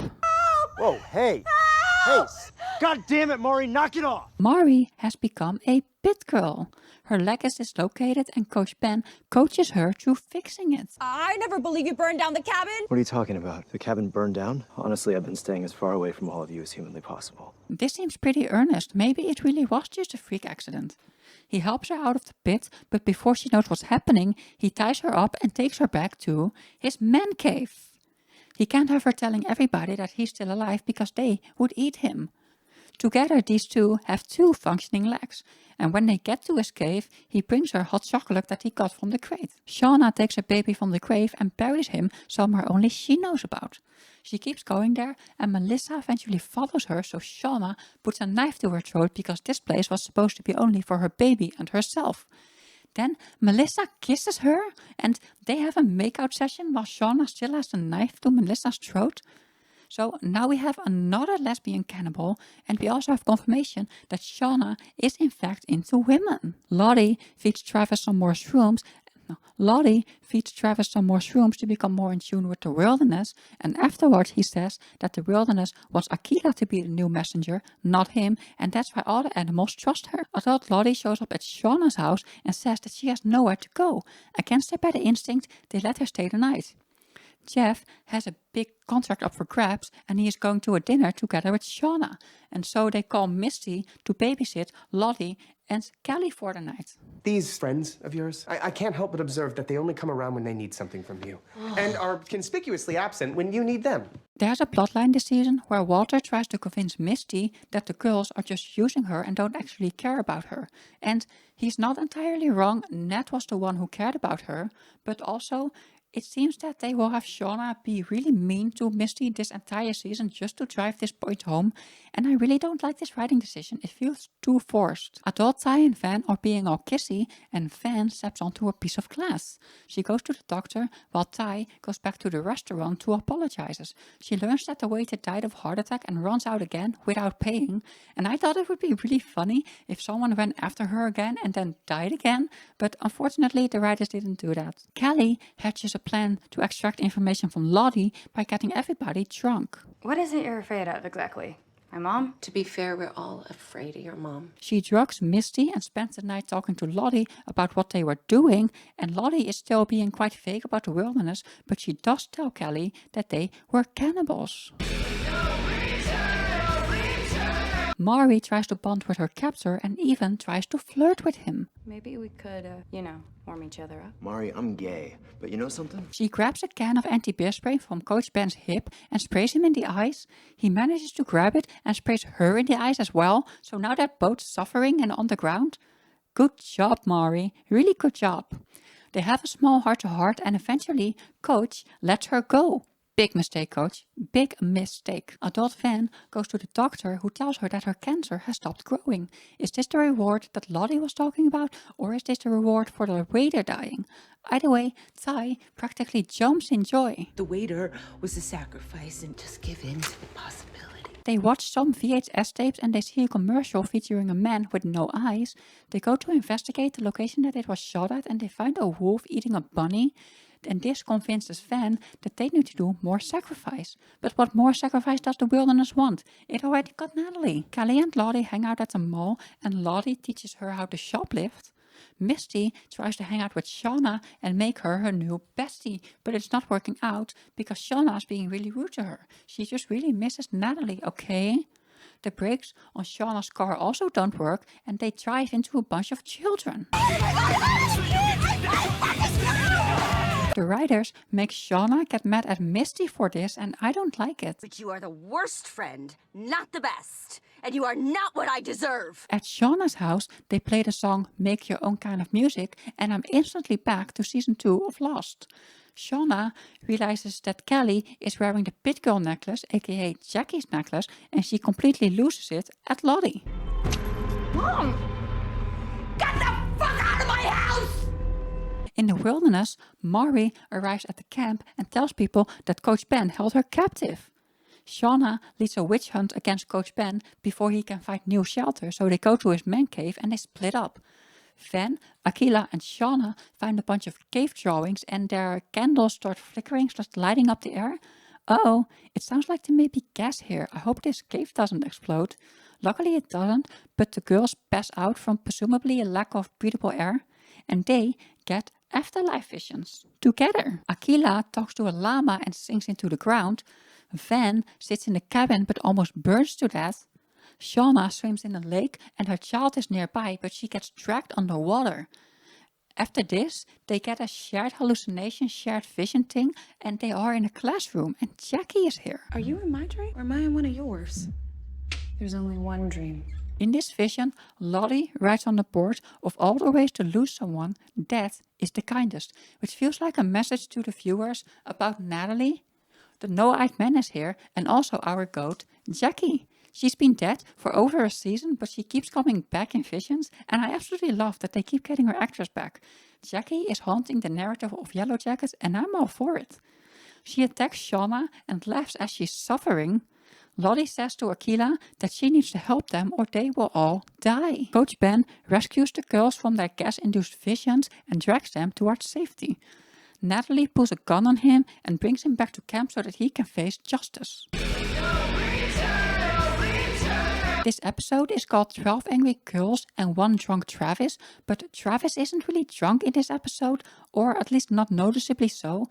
He honestly doesn't even really do anything in this episode, so the title is very misleading. The girls, however, are quite angry. 1, 2, 3, 4, 5, 6, 7, 8, 9, 10. Where's the other 2 girls? Life and death has always been for it to decide. He deserves a chance to tell his side of the story. We're gonna have a trial. Trial time. Who doesn't love a good trial episode? Those kind of episodes are always really, really fun. And personally, I don't think that Ben burned down the cabin. He is a good guy. Natalie will play the judge, Ty will play the prosecution, and Misty will play the defense. They need a 2/3 majority to convict him. I'm in a jail with birds, Misty. You know that this whole trial is just a farce. I've already lost. Adult Jeff is upset because he's collected a bunch of bad karma, and so he wants to offset it by doing a bunch of good deeds. The recent happenings just have him spinning, and he just wants to do some good, okay?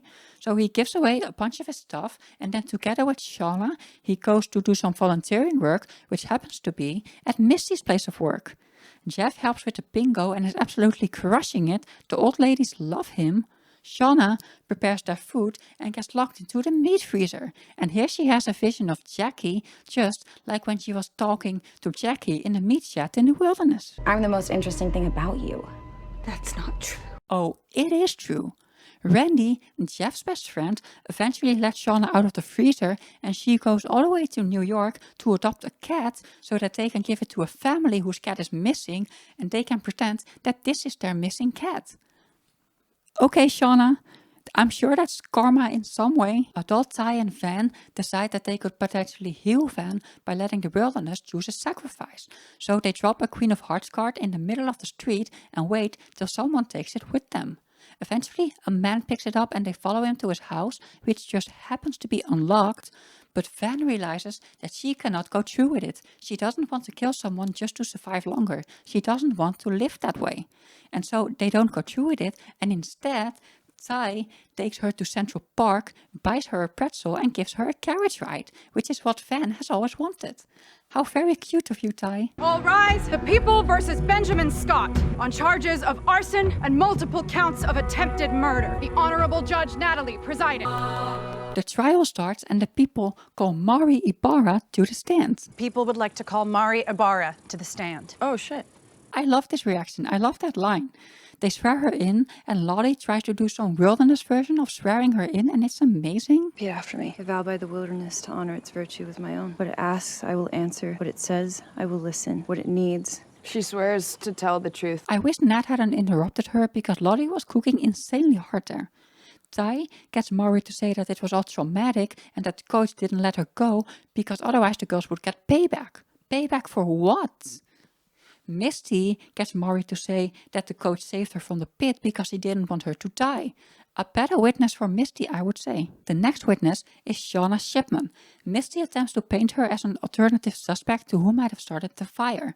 She was the only one awake at the time, and Misty says that she might be upset that Natalie got chosen for leader instead of her. Ty asks for a redirect. I want a redirect. I don't know what that is. I want to talk to Shauna. She's asking some tough questions, like... What did he do when you were in labor? Nothing. And he just looked at me and said, all I did was press play on a VHS tape. Damn, those are some incriminating words. Coach Ben was no use at all and left her to potentially die in childbirth. That's not gonna play well with the jury at all. Also, I need to point out that Ty becomes a real estate lawyer in the future before she becomes a senator, and so she was kind of made for the prosecution role. Shauna talks some more about how Coach Ben is not one of them. He's not a Yellowjacket. The next witness is Lottie, and Misty gets her to say that all the girls had some sort of motive to burn down the cabin, and so it could have been any of them and not just Coach Ben. It could have been any one of us. Then is it fair to convict a man of attempted murder? The next witness is the judge herself. The people would like to call Natalie Scatorcio. Objection. No. The judge can't be a witness. That's unprecedented. All of this is unprecedented. They question her about knowing where Coach Ben was hiding all of this time, and now the girls are upset because she let a potentially dangerous man live out there. Misty calls Coach Ben to take the stand. Normally you don't do this, but this isn't a normal trial, nor is it a normal jury. Look, if I wanted to hurt you, well, hell, I would have turned half of you in for getting so shit-faced the night before our first away game. If I wanted to hurt you, I would have told the school and your parents. about finding you guys together in the back of the parking lot. He tries to appeal to their humanity by talking about their past. Wanted to look out for you guys the way I never got. Why did you leave us? I was scared that I maybe was next. I left you and I shouldn't have. It is shameful. And I am so fucking sorry. Some of the girls even get tears. It's time for the jury to decide whether they will convict him or not, and they need a 2/3 majority to convict, but it's not happening, and so they keep re-voting until either guilty or innocent gets 2/3. Nobody's changing their vote until Shauna yells at Jen and she changes her vote. Then Lottie has some wilderness vibes and also changes her vote, which causes Travis and Akilah to also change their votes. Now they have a 2/3 majority, and Coach Ben is found guilty of murder. At the very end of this episode, the police find Lottie's body. What the hell? And it's also in the place where she had visions about back in season 1, so she knew she was always going to end up here 25 years ago. I cannot believe that they just killed adult Lottie off like that. Like, sure, I didn't like adult Lottie, but it's still so sudden. Adult Misty brings the news of Lottie's death to the remaining Yellowjackets, and they think that Misty might have done it. That's very rude, and she's rightfully upset and kicks them out of her house. Then Shauna trails Misty's car to see what she's up to, and just like in season 1, Shauna is not very good at trailing cars, but this time a third car is trailing Shauna. Shauna goes for a sudden stop and the third car hits her from behind. And it's Walter. He accuses Shauna of killing Lottie and Shauna accuses him right back. You think that I killed Lottie? But this wasn't Misty's work. Well, how do you know? Because you killed Lottie? You're very intuitive. That's a foreshadowing confession if I've ever seen one. I think he did it because he wanted to get back together with Misty, who broke up with him 2 episodes ago, and I might have forgotten to mention that. But she did it because she was drunk and he kept calling the rest of the Yellowjackets bad friends. Coach Ben is kept in the animal enclosure along with the goats and the bunnies and the ducks, which is kind of funny. He is kind of like the new pet. The girls discuss what to do with him, and Shauna suggests setting him on fire because it's what he wanted to do to them. But Natalie says that it will be death by firing squad. So the group draws cards again, and this time if someone gets the King of Hearts, they will have to shoot the coach. The card gets pulled by... She trains with Van to get ready for shooting him. It's a stupid tree, it's not our coach.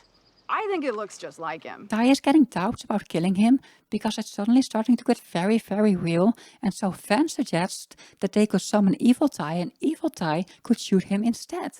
You would think that they would try to fall asleep to summon her, but no, Van decides to try and summon Evil Ty by fingering it out of her. You know, that's a bold method, but I respect it. Melissa brings Shauna a gift and gives her a bunch of compliments. Lottie and Akilah work together and go to the caves so that Akilah can have more guidance visions. She passes out and she has a vision of Coach Ben literally being a bridge between wilderness and civilization. It was like he was suspended in air. But Adult Misty visits Lottie's father to try and investigate her death, and she finds Walter and Shauna working together already here. Did these guys fix your internet too? Weren't you the one with all those porn viruses? They work independently because Misty does not want to work with them, and Shauna brings up a pretty good point. I mean, why come to my house and lie and say that she had nowhere else to go? Why did she go to Shauna's house? I think she wanted to get to know Kelly better because she saw the wilderness in her. Misty leaves without finding anything, and Lottie's father walks in on Shauna in his daughter's bedroom, and he thinks that Shauna is Lottie. We get a really touching moment of Shauna pretending to be Lottie to her demented father. I'm sorry, all right? I'm trying my best here, Lottie. Sometimes it's hard to show love the way we want to. She ends it by giving him the last hug that he will ever get from his daughter. In the wilderness, it's time for Coach Ben's execution, and he didn't even eat his last meal. He was hugging one of Akilah's goats when suddenly they nab him and take him to the execution tree. Natalie puts the pit girl necklace on Coach Ben's neck. But he's not a girl. You can't even look at me. It's me. It's Coach Scott. Jen puts a bag over his head, and it's time for Ty to shoot him. It gets really, really quiet, and the only thing you hear is Coach Ben begging for his life. Evil Ty takes over and pulls the trigger and shoots him. Or, just in time, Lottie shows up and pulls up the gun, and so Evil Ty slightly misses. Coach Ben is still alive. Lottie announces to everyone that Akilahs saw Coach Ben as the bridge back to civilization, back to their normal lives and to get home. So, you live this time, Ben, you still have purpose. And I'm kind of glad that he's still alive because I like him. Melissa cuts his only heel so that he cannot escape in the future, and now this man has no legs. After this, Shauna hard launches her relationship with Melissa, and Van is looking at them like, what in the lesbianism is going on over here?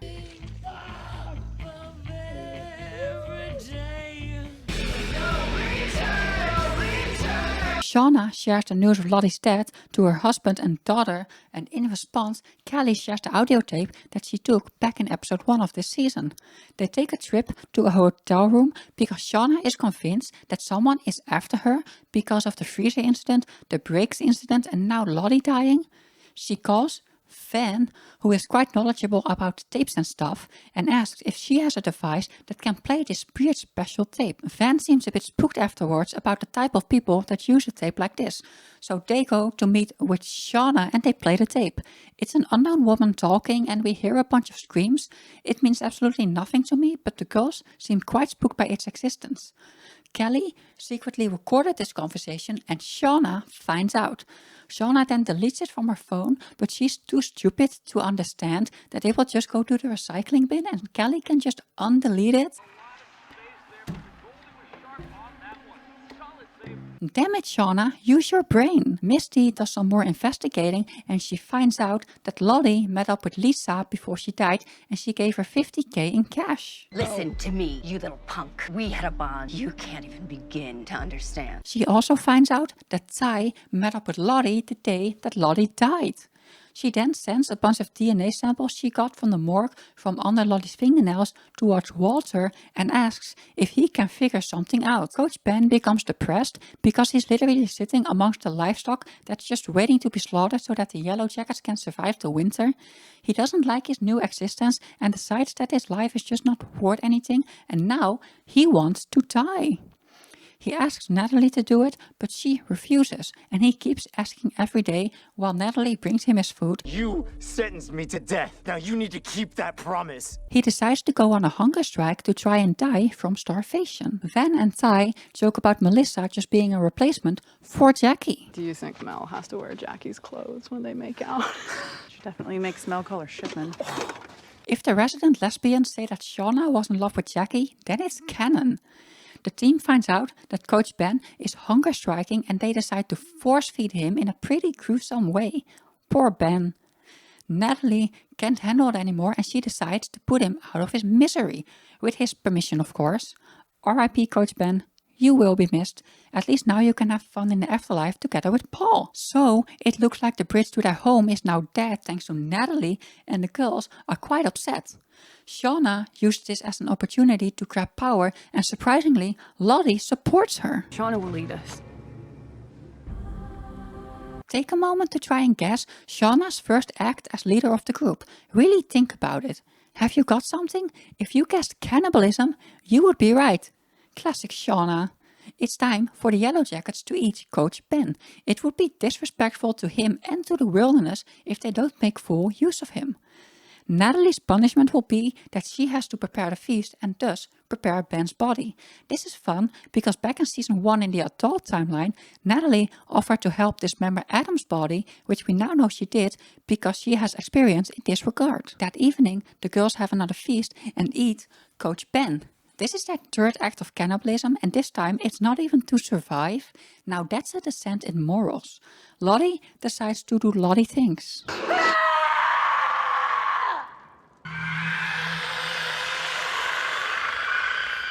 She invites the group to start singing and their primal instincts take over. Sing. Sing. Oh my god, I love Lottie so much.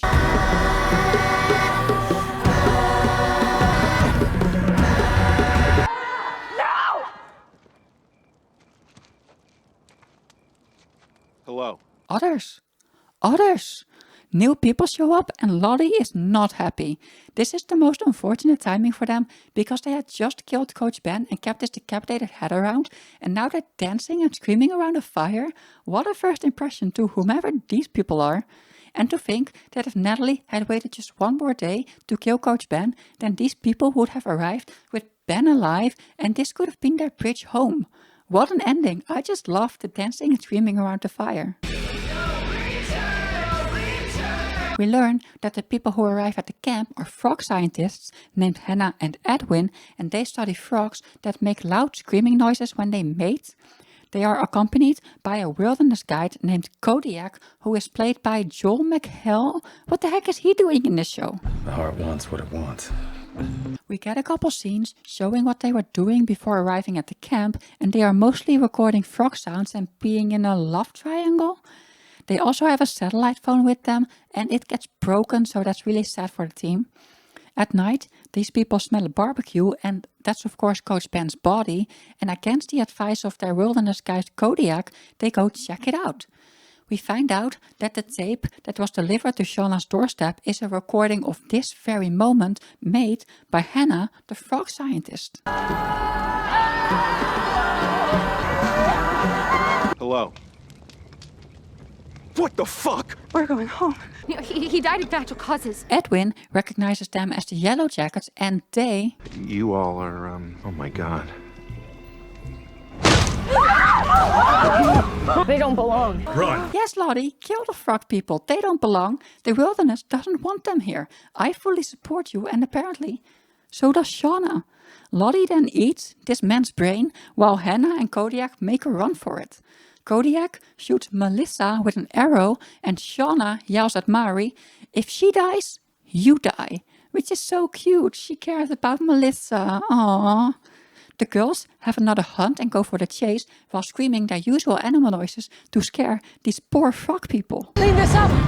We don't know how many more are coming! Adult Shauna listens to the tape of this exact moment and hears back how Lottie killed this man. She scrubs ahead and hears a message about Hannah she left for her daughter. She looks up who that is and decides to drive straight to the daughter's house together with the remaining Yellowjackets. Road trip time! Ty tells Van that even if she doesn't want to live by killing people, Ty will take that burden for her and kill people for her instead. That's really touching. Misty gets a call from Walter and he says that he has DNA evidence that it was in fact Shauna's DNA under Lottie's fingernails. So Shauna might be the killer.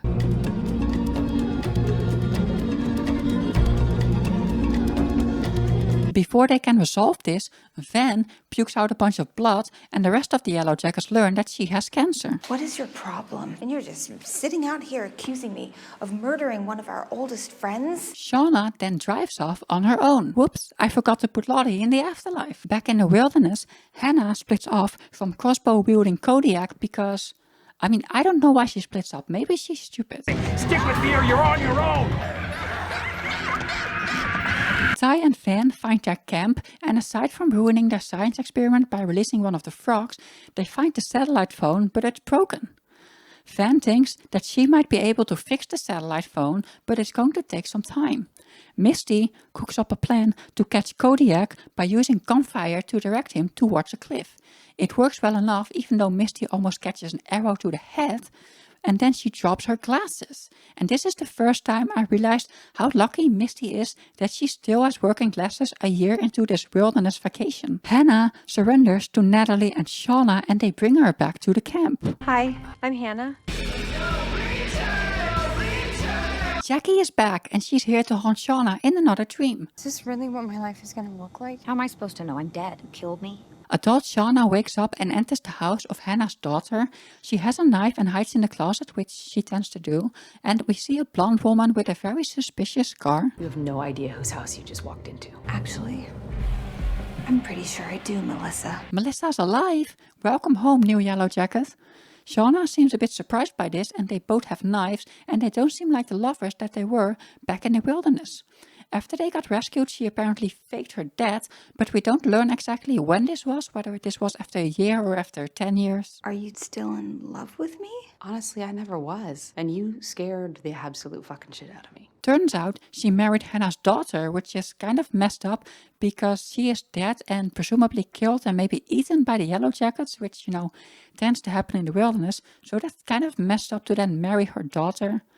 Melissa says that she didn't have anything to do with Shauna's brakes or the freezer. She only sent the tape because she felt burdened by its existence. But Shauna doesn't believe her, and neither do I. Misty and Ty go to an end-of-life wing in the hospital to reap some old people in order to try and save Van's life. But in the end, Ty cannot go through with it either, and so she yells in frustration. Okay, you think? Does that count? That line killed me. She's just like, does that count? I would argue that it does. Good job, Ty. In the wilderness, Travis and Akilah catch Kodiak and then he leads them on a trip out of the wilderness. Akilah doesn't like leaving the others behind, but Travis says that they can come back and rescue them once they get help. She leaves little clothing pieces behind as a trail for the rest of the team to follow in case, you know, they need help. You're not a prophet. I didn't pick you as a fucking seer because I had a vision. I made it up. The girls bombard Hannah with questions. What day is it? Can you get us out? Did Mulder and Scully get together? Everyone, shut up! She has like no answers for them. The only thing she can say is that people have stopped looking for the Yellowjackets, which just upsets everyone. She has absolutely no use in helping them get out of the wilderness because she has no idea how to get out. She had a guide after all. Misty then finds the trail that Akilah left and everyone in the group goes after them. Oh, fuck. You're coming back to camp. The team has a discussion about what to do with these two. They want to go for rescue with the help of Kodiak, but these two did see that Lottie just murdered Edwin and that they ate Ben, so they might tell people about it, and that's a no-no. What if they tell people what they saw? Fancy shit. Lottie doesn't want to go back because they don't belong there anymore. This is their home now. Natalie disagrees and orders everybody to go back even though she's not in charge anymore. The team has some nice daydreams about going back to the real world, except for Ty, who isn't quite sure if she wants to go, because the real world isn't quite ready for her and Van's lesbian relationship. You really think the world has changed that much? I'm optimistic. They have also done so much immoral things out here that she's worried that they aren't going to get the story straight. Someone is going to talk or mess up Maury, but Van says that getting rescued is more important than whatever might happen, and so both of them start backing too. Akilah has a vision of all her pets being dead, and afterwards she talks to Lottie about it, but that's not what's important. What's important is that in the background of this scene there are a bunch of cute bunnies and they're playing and they're super cute and they jump into each other. The animals, are they moving? Are they okay? Why? Oh my god, they're so cute! The next day, the girls gather up to go home, but we as a viewer know that they will spend another winter here, so something is going to go wrong. That something? Lottie Matthews and Shauna Shipman. I'm staying. She is worried that she won't be herself anymore if they leave the wilderness, and she's so real for that, because I still kind of pretend that adult Lottie wasn't even canon just because of how different she was. And if she leaves the wilderness, the Lottie that we know and love will be dead. I'm staying too. Oh, for fuck's sake, Shauna, come on! Shauna is also not feeling it, and this is quickly turning into a disaster for the rescue. No. Ty? No. Pick it up. No way. You're not staying. You're coming with us. Everyone is just looking at them like, what is wrong with you? We can go home. What are you doing? But you guys, this is their home now. Natalie is like, well, okay, you guys can stay, but we're going to get rescued. And Shauna tells her, no. You're not. In the adult timeline, Melissa makes a move on Shauna, and no, not the kissy kind, but the dangerous kind, and Shauna absolutely destroys her. Our beloved Cannibal bites off a piece of Melissa's arm, and she's like, eat it, Melissa. Okay, maybe our girl is a little bit deranged, and a lot of the fans are now like, I hate Shauna. The writers have made her evil and unlikable. And meanwhile, I'm like, yes, Shauna, feed it to her, girl. Perhaps I'm also a little bit unhinged, but honestly, Shauna Shipman, you can do no wrong. Adult Shauna tries to feed Melissa her own flesh, but after a few bites, she spits it out in Shauna's face and makes her run for it. She gets to her car and drives off, which leaves Shauna on cleanup duty in the now bloodstained house. Adult Van has an afterlife vision of her younger self talking to her in the hospital, And that's not good. Young Van then tells her that X marks the spot. They leave the hospital and go to drive wherever Shauna went to see if she's murdered someone again. Wait, that looks like... Oh, Melissa! They run into Melissa, who is out of gas and struggling on the side of the road next to a road sign that has an X on it. They capture her and take her to her house. The girls question what Shauna was doing in New York the day that Lottie died. What were you doing there? I was getting a cat. Wow, what a totally satisfying answer. Misty confesses to being at fault for Shauna being locked into the freezer. It was payback for her being a bad friend. Melissa just looks at them like, you're crazy, I'm in Crazyland. Misty then ditches them because she does not want to spend another day cleaning up more of Shauna's messes. Back in the wilderness, Shauna tells everyone that they cannot leave, and this causes an argument with Natalie. Kodiak is then all like, okay, you guys have fun, I'm leaving. To which Shauna responds by taking Natalie's gun and pointing it at him. And honestly, Natalie put up like 0 fights, she just let Shauna take the gun. I found braiding each other's hair and partaking in some light cannibalism. Oh no, we can put them in the animal pen until we decide what to do. Looks like the animals have new friends again. Remember what happened to the last guy who stayed with the animals? That doesn't bode very well for them. Ty says that they are not prepared enough for winter and she does not want to go through another winter. She also says, good thing you've been practicing with the cards. So that means that Van is capable of rigging the troll if they ever do another wilderness hunt. Travis works on putting spikes in the pit that Mari fell in and then he covers it with branches. He then invites Lottie to talk and leads her to the pit trap. Travis, what the hell is wrong with you? But it doesn't work because Lottie realizes what's happening and she just walks straight over the trap, defying physics as if she's Wilderness Jesus. And let's be real, she kind of is Wilderness Jesus. Travis, this is really awkward for you and I will never forgive you for this. Half the camp is upset with Shauna and they seem to be plotting something. They're up to something. Ned, Mari, Akilah and Jen talk about whether or not Shauna is actually capable of using the gun. This is where I started to think that maybe they would split into 2 camps after this season and they would start hunting members of the other camps, and that would be quite a fun story. Melissa bonds with Hannah a little bit and this is where she learns about her daughter. Shauna is understandably upset with this. Do you know how dumb it is to get close to her? She's just using you to try to escape. They get into a fight and Shauna tells her how she really feels. No one gave a shit about you until me. You're nothing. You guys are right. Fucking nuts. Oh, whoa. Shauna pulls the gun on Melissa and dares her to say that again, as the team watches in horror. Shauna pulls the trigger and Melissa dies! Just kidding, she barely grazed her, but it was enough to scare the pee out of Melissa. Our little psycho seems really proud of what she's done. Nat hatches a plan where she gives Hannah a knife and at night she will cut herself and Kodiak free and they will all make a run for it. Let's get the fuck out of here. Fucking knew it! Hannah realizes that Shauna might actually kill both of them and so she turns around and kills Cody to appease her. R.I.P. Cody, you will not be missed. Natalie's plan thus falls through and winter arrives. Misty finds out that Van is working on the satellite phone in secret and she realizes that she might have spare parts for it. Because remember, back in season 1, this little psycho destroyed the plane's transponder.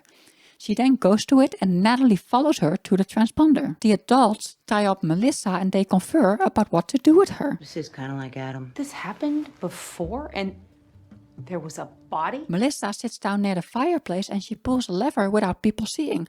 What does it do? I think it closes something and therefore the entire house gets filled with carbon dioxide.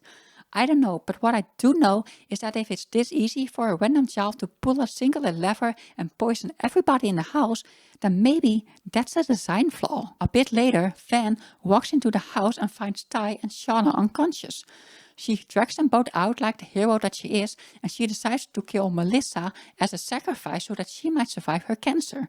In the end, she decides against it because she's just a good person and then stupid Melissa grabs the knife and stabs her to death. Why writers? Why Melissa? Everybody loved Van. Why would you take her from us? Why? She then finds herself in the afterlife plane talking to her younger self. I know. It's hard to watch. I died? Dead? It wasn't my call. This is just how our story goes. You got the real love of our life back. Surviving this was never the reward. I do love this interaction between the two versions of Van. It feels very bittersweet. And she says that this might not be the ending, so that's giving me hope for some sort of afterlife story with all of the Yellowjacket members that we've lost. If this isn't the ending, then tell me what happens. Finale time! Natalie hits Misty after learning that she is the reason they haven't gotten rescued yet, because she destroyed the plane's transponder. They then cook up a plan together with Van on how to fix the satellite phone using the transponder's spare parts. Lottie has a dream about the Antler Queen. She gets into some sort of afterlife vision with adult Lottie and she says, Do you remember what we promised? Adult Lottie finds herself in the staircase that she had a vision from back in season 1 and I think this is from the day that she died. Adult Ty buries Van but not before eating her heart, just like Travis did with Javi in the wilderness. Cannibalism is just their love language. She then blames Shauna for Van's death and is quite upset with her. Adult Misty confronts Kelly at her school and accuses her of murdering Lottie. Like mother, like daughter, I guess. She confesses and we get to see how it went down. Lottie stole the tape from Kelly's bedroom and so Kelly went to Lottie's apartment to get it back but went into her in the lobby. Then Lottie says, "It's you," as if she knew and recognizes that Kelly is the one who is going to kill her that day. She brings Kelly to the staircase. I will tell you anything you want. Does she just not love me? You can ask anything and that's what you ask? Really, Kelly? Lottie then says to her that it is inside her and it's growing. This upsets Kelly. You are the child of that place. My mom was right. You were not well. You only could have come here. I'm waiting 25 years. Kelly then pushes her down in a fit of rage and Lottie dies. After Misty confronted her, she goes to her father and comes clean about murdering Lottie. He blames Shauna's bad influence and honestly, he's not wrong. She is kind of a bad influence. And they decide to make a run for it together, so they disappear. Shauna confronts Misty about why her family is gone and she gives her a healthy dose of reality by saying to Shauna that it's her own fucking fault. Well, she was desperate for someone to talk to. You were busy eating your ex-girlfriend's arm. Back in the wilderness, all of Akilahs' animals are dead after they wake up, but just like in her vision. Well, there goes all their food that they had stocked for winter. That's really bad for them, actually. Lottie says that the wilderness wants more blood and Mari agrees. She says that the scientist guy and the guy that they killed aren't really a sacrifice because they weren't one of them. And so Lottie suggests doing another hunt and Shauna agrees. We have to do it right. We have to show the wilderness our respect. I'm out. Natalie. Ty asks Van to rig the cards. I can't do that. Of course you can. You did it with Crystal. You're asking me to pick who dies. Van, why is Cody still there? Whoops, I forgot to remove Cody. Van agrees to rig it so that Hannah will draw the queen. The next day, the forest is covered in snow and winter is truly here. Then, the draw for the hunt starts. Lottie seems quite happy to draw, but she's a bit disappointed that she did not get the queen.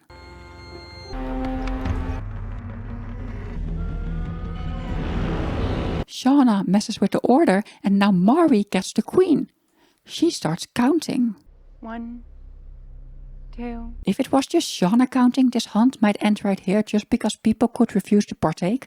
But the goat Lottie has so much fun right now that she continues counting. 3, 4, 5, 6. I love Lottie for this. The wilderness will provide us with content. The girls put on masks and grab weapons. Travis tries to talk to Shauna and she puts a knife to his throat and says, "Want to make a 2 for 2 with your brother?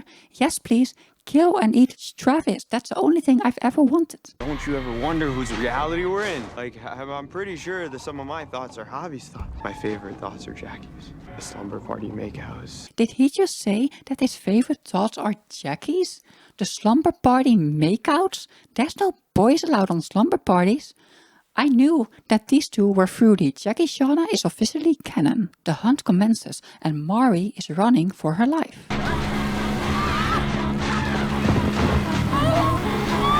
She realizes that her outfit is too bright and so she takes off some pieces of clothing, revealing some white clothing beneath that looks suspiciously familiar. Shauna and Ty are hunting together and Jen walks up and says that Van is hurt. But Shauna recognizes this as a trick to split those two up. Something fishy is going on here. What are you up to, Jen? During the hunt, Lottie goes to the caves and Akilah sneakily follows her. We learn during a flashback that Akilah, Mari, Jen and Melissa cooked up some sort of plan where they poisoned the animals in order to get another hunt. Their plan was to kill Shauna during the hunt because she is too ruthless as a leader and they don't like her. Shauna gets attacked out of nowhere by Melissa and she is pinned down to the ground. Lottie leaves the caves and Mari runs into her and she's frightened. Lottie gives her a riddle on how she can prevent her upcoming death, but Mari is too survival focused to solve it. You've been here already, Mari.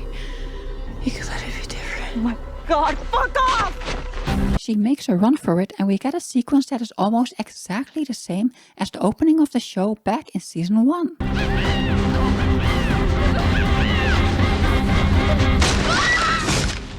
She falls into the pit that Travis made for Lottie and her face gets impaled. So Mari was Pit Girl. A lot of the fans loved her and were saddened by her death, but I for one think that it's her own fault. She angered Shauna by trying to steal Jackie's clothes from her corpse. She screamed the loudest during the hunt for Natalie and she schemed to do another hunt today. Actions meet consequences. Shauna and Melissa struggle for a bit. That's the horn. Melissa doesn't go through with it and the girls prepare for another feast. They eat and Shauna gets dressed in the Antler Queen outfit, so that's another reveal people have wanted since season 1. But really, there are 3 Antler Queens. Lottie in season 1, Natalie in season 2 and Shauna in season 3. Natalie, I want to believe that you had nothing to do with what happened down there. I'm talking to you. Where the fuck is Natalie? Where is she? Well, you see, Natalie is climbing the mountains to try and get as close to the sky as possible so that she can try to use the satellite phone and contact people. Hear me? Can anyone hear me? She successfully contacts someone and the season ends here. What a wild season. Quite a few mysteries were reviewed this season and this is a nice teaser for the 4th season. I don't know what will become of this rescue plot because I think they're supposed to be in the wilderness for another couple months and a bunch of these characters still have to die, so I don't think it's gonna be quite as immediate. A lot of people hate Shauna's actions this season, but I personally love our psycho little Antler Queen. She's my favorite character in the wilderness this season and I still think that we might get a split in 2 camps or something because a lot of hunts still need to happen. Yellowjackets has been a wild ride and I completely understand why it's so popular. The show does so many things right with the wilderness characters, it's just a really good story. I do have a little bit of criticism because technically they haven't killed anyone yet during the hunts because Javi fell through the ice and Mari fell in the pit. So they haven't actually directly killed anyone. So I hope next season we will at least get to see someone killing someone. We did have Lottie and Natalie kill people, but the scientist wasn't a Yellowjacket and the coach wanted it for mercy, so that doesn't really count. The adult timeline is starting to fall apart because Yellowjackets are dropping like flies. I'm curious to see if they're going to continue killing them off until one survives or maybe until none survive. I kind of do want to see an afterlife plane scene for each of these characters, so maybe I do hope that they kind of all die. Sorry. Anyhow, that's it for this recap. If you're still here, thank you so much for watching and don't forget to like and subscribe, it means a lot to me. I'll see you in the next recap, which I don't really know what it's going to be about yet, so stay tuned.